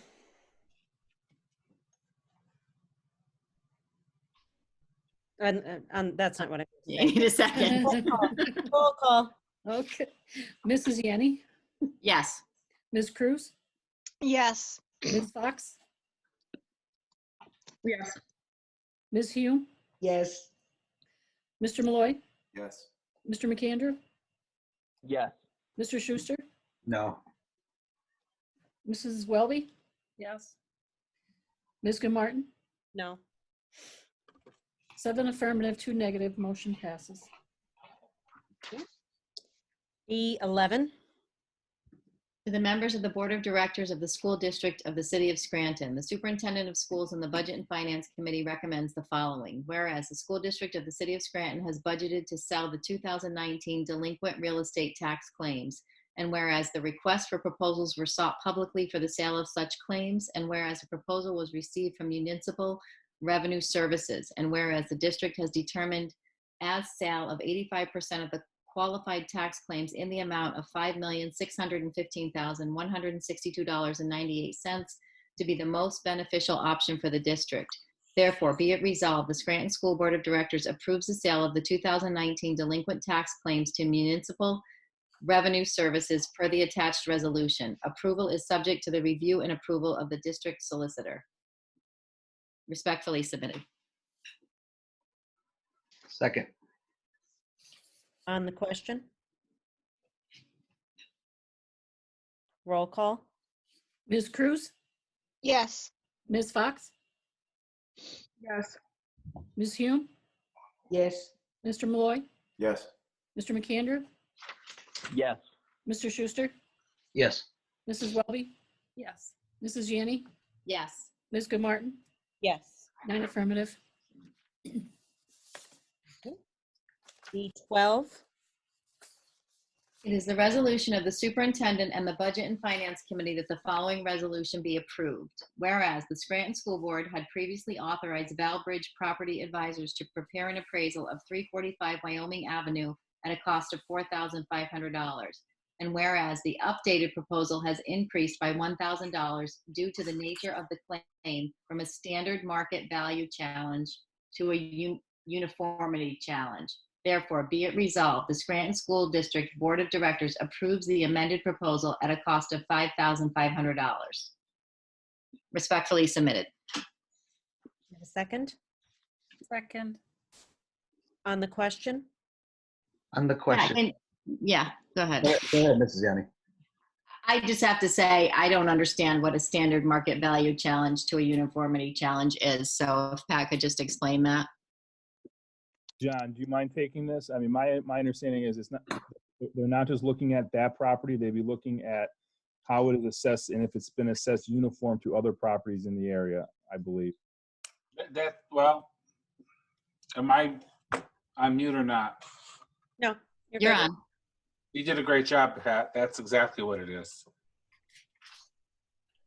It's instead of just looking at the value of that one, they compare it to other uniform markets, so they have a broader base to look at. And they often do that when there's not sufficient similar type buildings nearby. So they are essentially looking at more than one property? Yes, they're looking at more than one property. That's correct. Yeah, tax comparison of similar properties. Yes. With that, my question would be, And it is, I guess, midnight. So if my memory serves me correct, we were doing, was it a 15% cap, Mr. Audi? Yes, that's correct. With the increase to this, does it still meet that cap? I don't have the number with me, but I think in order that we put this on, it would, yes. If I can jump, if I can say also, I believe that Justin, when Attorney Barbetta sent this to me, the hearing is coming up very soon. So I think that we wanted to make sure that we had this appraisal done correctly. I do believe it meets it. I wanted to ask for the sake of asking before we moved ahead. Mm-hmm. So don't let me cast doubt on it. Okay. Thank you. Does John or Pat, do either one of you have any reservations about this? No. No. Okay. Anybody else? It was my understanding that this is the best practice, and we want to set an example moving forward. That's correct. Correct. It's not. It's something that Justin Barbetta, who is handling most of the tax issues for the district,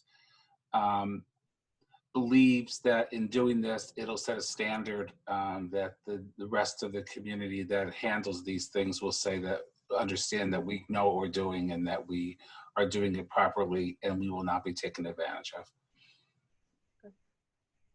Wonderful. Thank you. Sounds good. Roll call, please. Ms. Fox? Yes. Ms. Hume? Yes. Mr. Malloy? Yes. Mr. McAndrew? Yes. Mr. Schuster? Yes. Mrs. Welby? Yes. Mrs. Yanni? Yes. Ms. Cruz? Yes. Ms. Martin? Yes. 9 affirmative.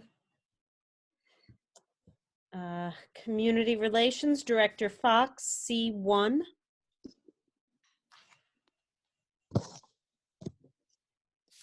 Oh, I am on mute. Okay. It is the recommendation of the superintendent and the Community Relations Committee that the following is approved.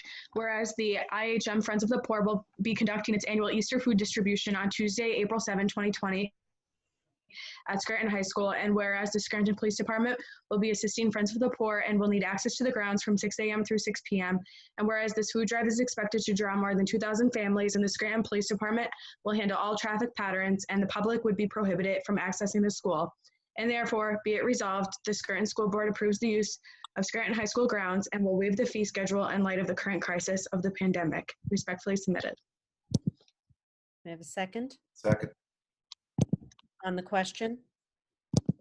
On the question, I would just ask that the costs that are associated with this, anything that we realize on the district's end, is just calculated, that we're just keeping track of that. Should any sort of funding exist to support some kind of partnership in light of the pandemic, it would just be good to have that information. I certainly think supporting this organization at this time, as they've done so much incredible work in our community already, is a really important partnership. But just in case we're able to recoup any costs that we might incur, I'd like to have a record of that. Yeah, there shouldn't really be any cost because tomorrow's a work day, so we have maintenance that will be there. I believe they need to get in the building by 6, and I believe they're there till 5 tomorrow night. So if there is any cost, it would be minimal. I would say President Gilmartin's right in saying this to keep a record of this, because I know in the past agencies such as PEMA did have funds that could be put aside for situations like this if you met a certain cap. So every dollar may count in some situations. And now, Missy, Superintendent McKiernan, we are scheduled in high school to have our summer feeding food distribution. Would you like me to continue that, or will that create? That is a Tuesday site for us. So you're gonna have to repeat that, Pat. You broke up. Sorry. So Scranton High School is the location where we serve our breakfast and lunch is on on Tuesday, Thursdays, and Fridays. So would you like me to relocate that? I don't think it would be possible for them to. They're telling me that the traffic is going to be all the way to Weston Field. Yeah. They're expecting over 3,000 families tomorrow. So or 3,000. So I don't think that would work. I think you're gonna have to move that location. Okay. All right. Okay. Do we have anything else? Roll call. Ms. Hume, Yes. Mr. Malloy, Yes. Mr. McAndrew, Yes. Mr. Schuster, Yes. Mrs. Welby, Yes. Mrs. Yanni, Yes. Ms. Cruz, Yes. Ms. Fox, Yes. Ms. Good Martin, Yes. 9 affirmative. C2. Yes. Okay. Am I muted? No. Okay. No, but you Sorry, appear I to be woke her up parents. reading my last resolution, so that's what happened there. Members of the board of the school directors of the city of Scranton, and it is the recommendation of the superintendent and community relations committee that the following resolution be approved. Whereas the board recognizes that individuals, businesses, and community organizations may wish to contribute supplies and equipment to enhance or extend the programs in the schools, and whereas the board has the authority to accept or refuse to accept any gift and donation made to the school district or to any district school, and therefore be it resolved, the Scranton School Board hereby approves monetary donations from Ms. Maria Tom Sikowski and Flickertail Dr. Lisa Tom Sikowski for the remediation plan at Northeast Intermediate School. Respectfully submitted. Second. I'll second. On the question? How nice. Yes, exactly. Thank you very much. Yes, please extend our thanks. Yes. Roll call, please.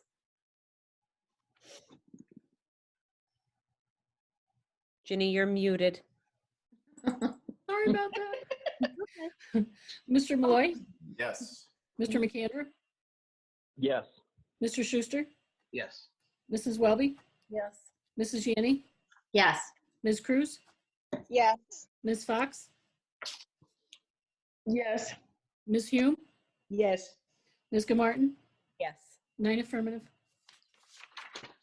Director Hume, Operations, E1. Okay, to the members of the Board of Directors of the School District of the City of Scranton.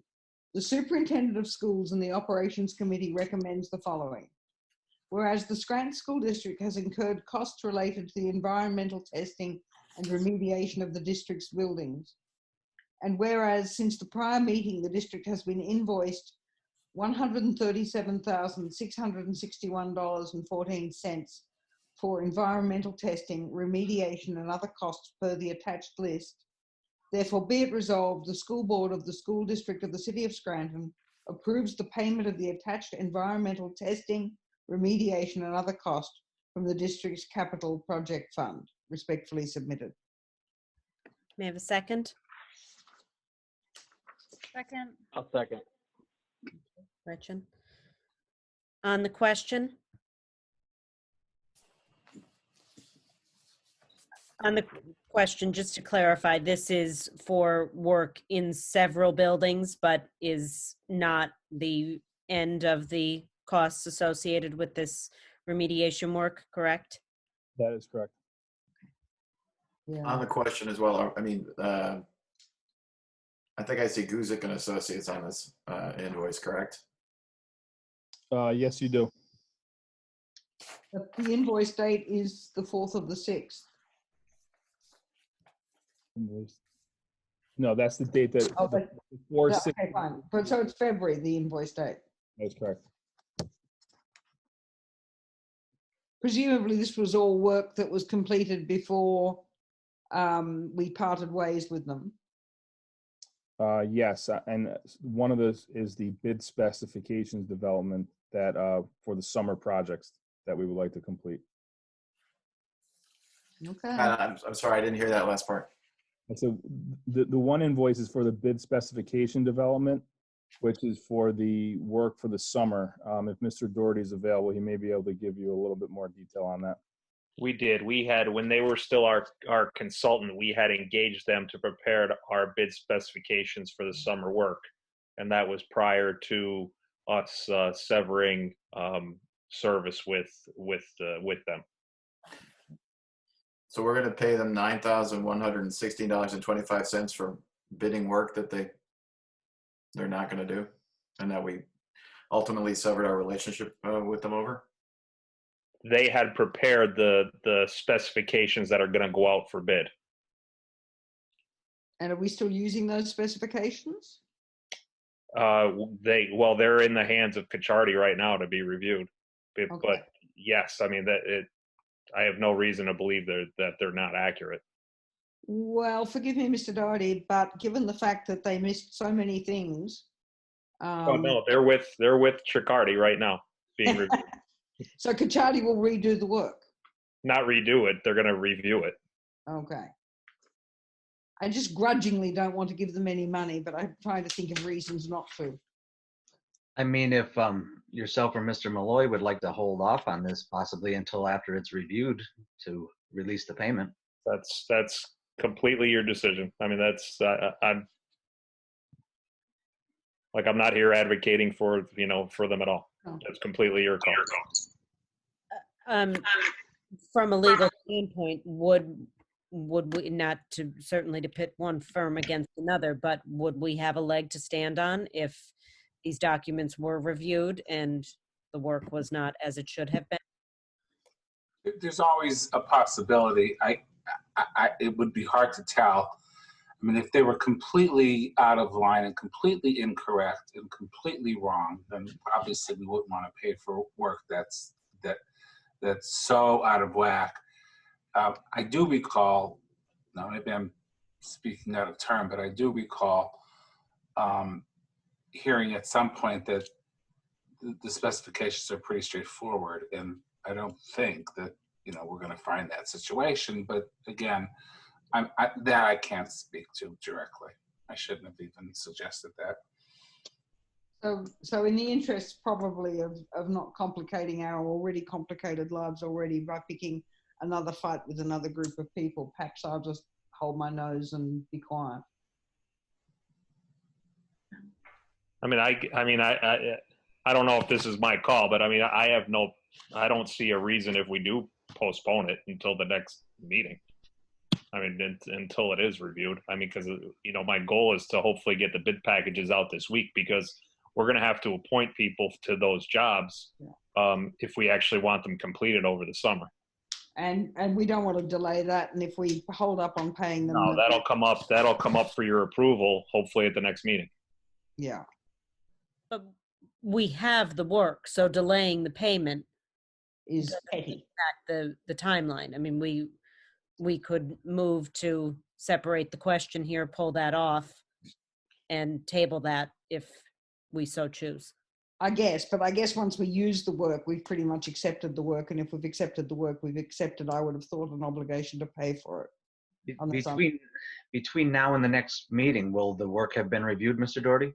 Oh yeah. In fact, I was talking to Rocco earlier. We're going to discuss tomorrow how to move forward with these bid packages and to go through them. All right.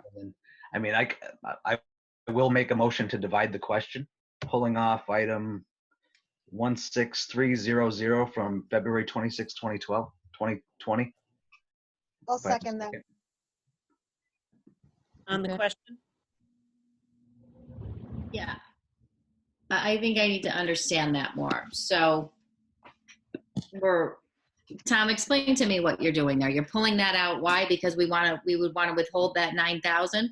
Between now and the next meeting. So this, if everything is all well and good, I think this could be approved at the next meeting. Okay. And at that point in time, Mr. Doherty is saying that work should have been reviewed by Cacciardi, and I think in that it ensures us that the work was correct. So I don't think there's any harm in holding the payment for 1 month. Mr. Doherty, does that put you in any kind of a difficult position going forward? No, because I think the review of those documents is going to be pretty straightforward. What's going to cause a delay is if Kachardi reviews them and says, hold up, we have to change some significant things, and that would cause a delay. But I mean, assuming Kachardi doesn't have an issue, we might be able to get those bid packages out this week. So we have them out for a couple weeks. By the time the next, work session and board meeting rolls around, we'll have, the lowest bidders put in front of you for each of the 5 bid packages. So then at that point, we would be appointing contractors to that work. Okay. I see no legal liability in withholding payment on that for a few weeks until Kachardi approves it. Okay. Roll call, please. I'm So sorry. we're voting on removing this, are we? Yes, you're voting on holding the approximately $9,000 payment, but, well, that is the first step. Yeah, my brain cells rusted about an hour ago. Was there a second on that amendment? I second it. Okay, Sarah. thank you. Ready? Mr. McAndrew? Yes. Mr. Schuster? Yes. Mrs. Welby? Yes. Mrs. Yanni? Yes. Ms. Cruz? Yes. Ms. Fox? Yes. Ms. Hume? Yes. Mr. Malloy? Yes. Ms. Martin? Yes. 9 affirmative. And then on the original motion to pay the rest of the bills. I'll second. On the question? I think we covered it.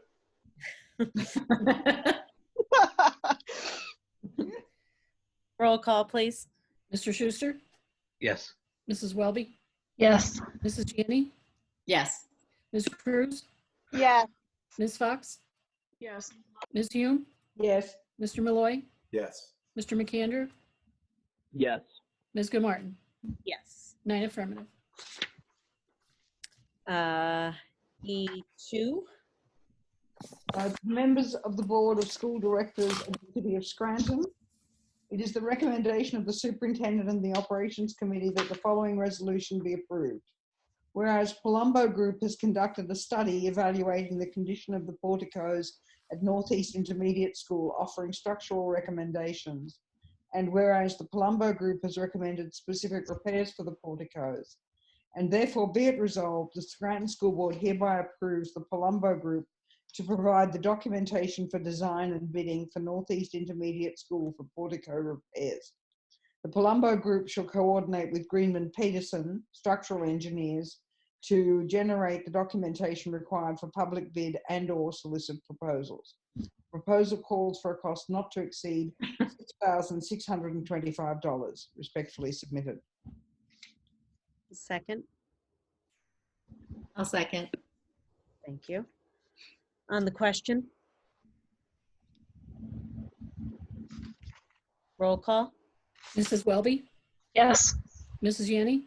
Yes. Ms. Cruz? Yes. Ms. Fox? Yes. Ms. Hume? Yes.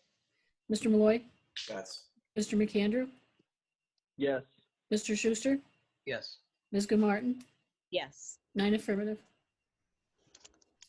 E4. To the members of the Board of Directors of the School District of the City of Scranton. The Superintendent of Schools and the Operations Committee recommends the following. Whereas the Scranton School District has advertised for requests for proposals for engineering services, and whereas the Scranton School District has received competitive proposals from 5 engineering firms, which are summarized in the attached, therefore be it resolved, the School Board of the School District of the City of Scranton appoints Greenman Pedersen as the engineer of record for the Scranton School District. And the second. A second. On the question? Ro just read the full name. That was GPI. Is that what they go by? Yeah. Okay. GPI, but that was their full name. Okay, thank you. There may be more. I don't know what they are, but it's I might put Greenman Peterson bracket GPI bracket just to be. It was who we discussed in in our session, right? Yeah. But yes, GPI and Greenman Peterson are the same firm. Yeah. Thank you. And we have had some experience with this firm and have been happy with its work. I've always been very impressed with them, and they did the structural study on the porticos at Northeast.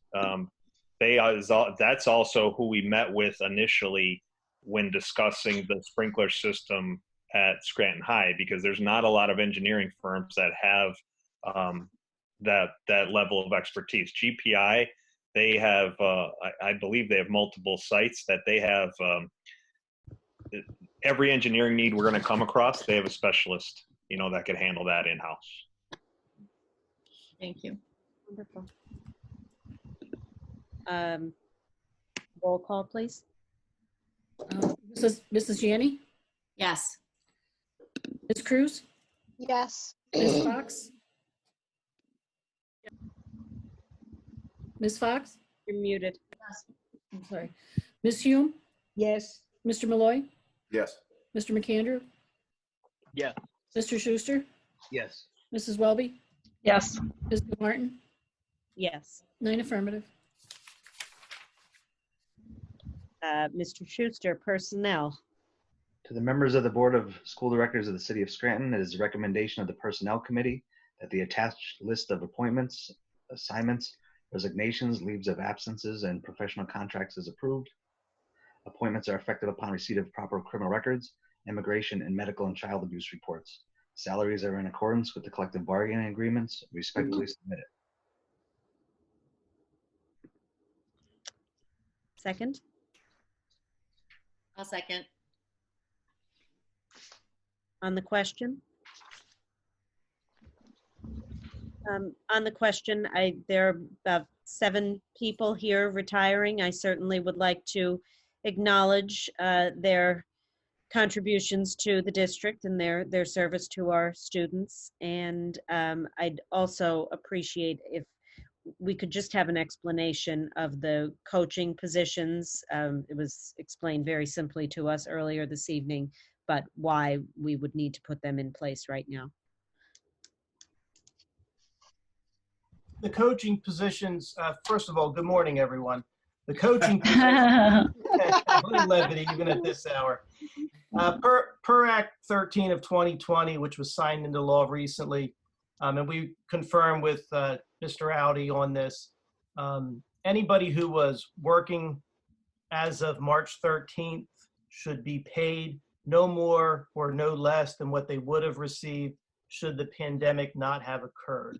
So these people started on March 2nd. That was the official date of the spring sports season. So they had been coaching for, I think, 2 weeks approximately. Okay. Okay. Yep. Thank you very much. You're welcome. Anybody else? Yeah, I have one question. Jennifer Culp requested FMLA leave, and that period passes over also into the period of when we've been closed down. I think she had probably a month before that, and then there's that. I would hate to see her penalized by taking FMLA leave if that took away from her leave entitlements or anything. I have no idea if it does or not. No, basically the way that works is she's still entitled to her FMLA leave.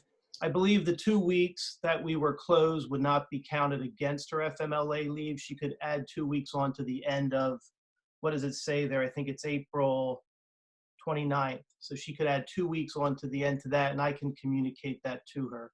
But if she's taking FMLA leave while everybody else is just out of work, is just out of the schools because of the COVID virus, it's not going to affect her leave entitlements at all adversely?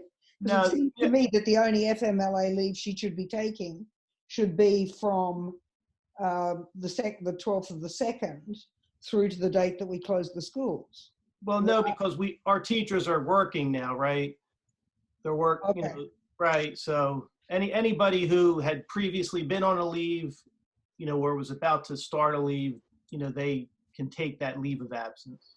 Okay, I just didn't want to see her penalized, that was all. No, she's not. Okay, thank you. I should have known better, John. No, you're welcome. Quite all right. Anything else? Roll call, please. Ms. Cruz, Yes. Ms. Fox, Yes. Ms. Hume, Yes. Mr. Malloy, Yes. Mr. McAndrew, Yes. Mr. Schuster, Yes. Mrs. Welby, Yes. Mrs. Yanni, Yes. Ms. Gilmartin, Yes. 9 affirmative. I believe that's all we have. Do we have any new business? So for new business, I would like to ask the board, I'm submitting a document in writing to officially submit my letter of resignation for my term on the school board. With the submission in writing and pursuant to the Scranton School Board of Operation Guidelines 004 BOG1, in regard to filling a board vacancy, I would like to ask that the current board of directors vote to amend the agenda and consider my resignation contingent upon taking the oath of office for Scranton City Council on April 7th, 2020. So we have, I appreciate that you've been met with silence. So that, I think that's an appropriate reaction here. We do have a resolution, correct? Yeah, I have a resolution I can read if you like. Okay, would you please? Sure. To the members of the Board of School Directors of the City of Scranton, it is the recommendation of the Superintendent and Personnel Committee that the following is accepted. Whereas Director Tom Schuster has submitted his resignation to the school board on April 6, 2020, and therefore be it resolved, the Scranton School Board hereby accepts the resignation of Director Schuster effective immediately.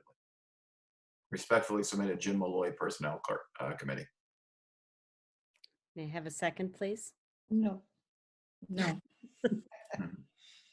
Reluctantly. Shall I second? I suppose you still could. No. I'll second it with the greatest of reluctance. Well, thank you. On the question? On the question, I'd just like to say, maybe if it wasn't midnight, I would have more to say, and this format here isn't my favorite. But I put several years into the board, and I wouldn't be leaving it if I didn't feel it was in the best hands.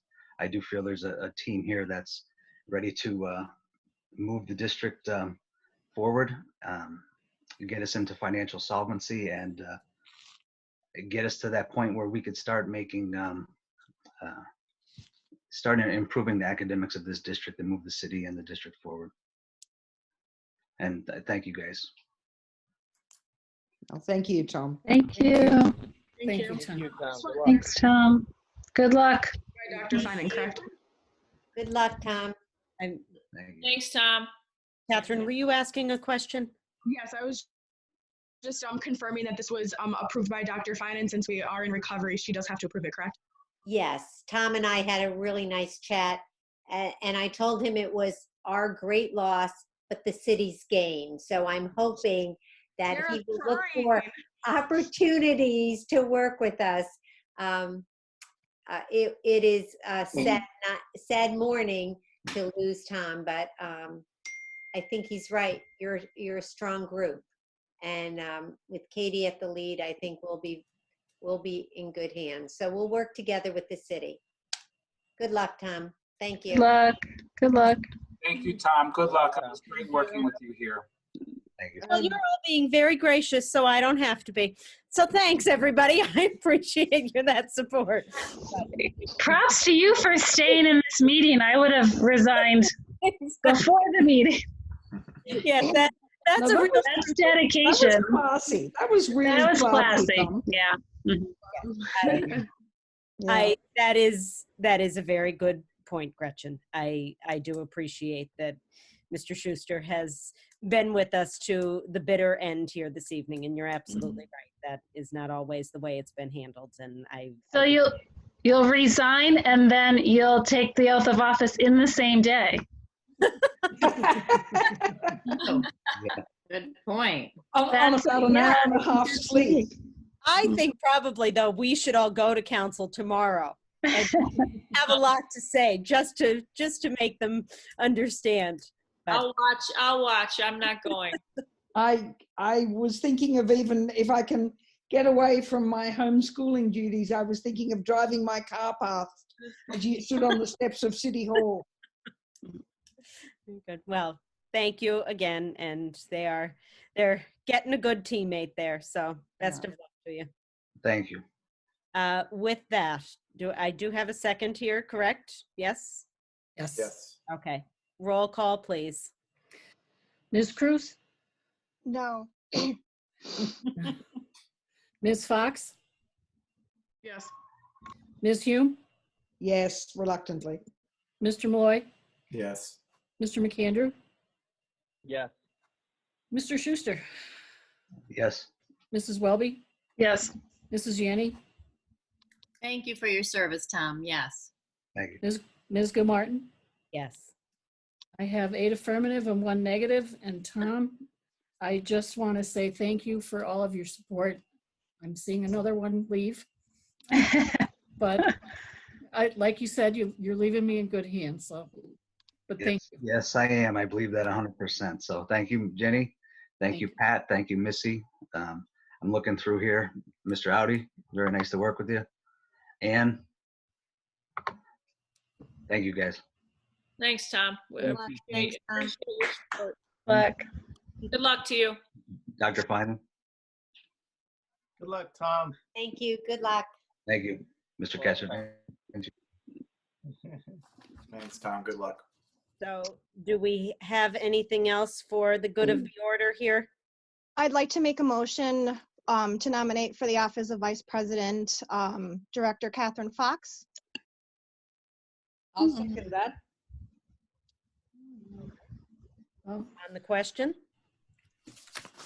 I'm nominating Catherine because I believe that she is an excellent director so far in the 4 short months that we have been directors, and as well as she was the top vote getter in both the primary and general election in our race. Mr. Audi, do we need to reduce this to writing here? We don't have to particularly reduce it to writing, but we have to open the floor for other nominations as well. Okay. On the question, am I doing that, or that's just, I can open the floor? You could open the floor. Okay. Do we have it? I'd just like to ask Catherine, how do you feel about that? You beat me to it. Can't tell when I'm muted or not. I appreciate the nomination and I do accept it. I believe that I appreciate the kind words from everybody, and I'm definitely passionate, and I think that kind of came out a little bit tonight too, as per usual. But I do, I like you all know from when I ran for election, I'm passionate about the school district. I went through it myself. My daughter's in it. My siblings are in it. So I'm always all for Scranton and the students. And so any role I could take in helping, I'm definitely all for it, and I appreciate it. And I love working with all of you. So I'd appreciate any role you're willing to give me. Thank you. Do we have anything else on the question? I can just say from running with Catherine and going through the election, she was extremely professional, and she is dedicated to this cause, to the Scranton School District. So I would support this. She's the future, the fire of the future. And keep the passion going, Lovey. Well, I am thrilled to see so much support and delighted to have Catherine as a partner in this. It has been my pleasure getting to know you, and you've become a dear friend in the last, I don't know, it feels like a lot longer than it's been, doesn't it? But this will be. It's a year since we started this madness. How about Years since we started this meeting. Yes, Jerry. So with Rose second, roll call, please. Ms. Hume? Yes. Mr. Malloy? Yes. Mr. McAndrew? Yes. And I do not call Mr. Schuster, correct, Mr. Audi? Correct. Mrs. Welby? Yes. Mrs. Yanni? Yes. Ms. Cruz? Yes. Ms. Fox? Yes. Ms. Gilmartin? Yes. 8 affirmative. Congratulations. Yay, congratulations. Congratulations. Congratulations. And Now I think our final order of business is Mrs. Orr. Do you happen to have any experience advertising for vacancies on the Scranton? I think I'll have to look at my notes. Something together for us. See if you can work that out. So we have 30 days from today. Well, today, the 7th? No, the 6th, right, Mr. Audi? 30 days from, what's today, the 7th? Okay, so Conservative. all right, if it's okay with everyone, I can look at this a little bit closer tomorrow. Yes. Okay. Or later today, rather. Yes. That's perfectly fine. We'll do our normal 10 days and then figure out our next best Our date. dates. Okay. So thank you. I just want to thank everybody for bearing with us this evening. Believe it or not, I don't think this is our longest meeting ever. Do you, Tom? I think we think so. we did this, but we're pretty close. And you 7 know, hours and 33 minutes. I appreciate everyone who shared their passionate comments this evening and who continue to support this district and the work we are all trying to do. And I especially appreciate everyone who has worked so hard to support our students and their families and this community as a whole in this incredibly difficult time. I think we thought things were tough a month ago, and we've been set straight. So if I was going to weather a storm, I am certainly glad it's with all of you, and I'm so appreciative, like I said, of the work everyone in this district is doing, and of course in this community, all of our first responders and medical professionals and volunteers who are putting themselves at risk and, you know, risking illness and exhaustion and time away from their families, and you know, really coming to the forefront for this community. And I'm so grateful that we are also all abiding by the governor's guidelines and really taking this social distancing piece so seriously. I think it's making a bit of a difference in our community, and I'm grateful for that. So I hope everybody continues to stay well. Please get some rest, because I think that's important in a pandemic. So I'm sorry to have kept you all here so long this evening, but thank you to the administration for all your good work this evening and for being so prepared, and to Mr. Del Preet for his hard work on the technology piece, and Ginny. We've got a lot of moving parts here and everybody's really keeping it all together. So thank you so much. Certainly. All right. May Good I have night. a motion to adjourn? Motion. I'll make the motion. A second. Second that. Okay, all in favor? Aye. Aye. Good night. Thank you. Aye. Stay healthy, Night. everybody.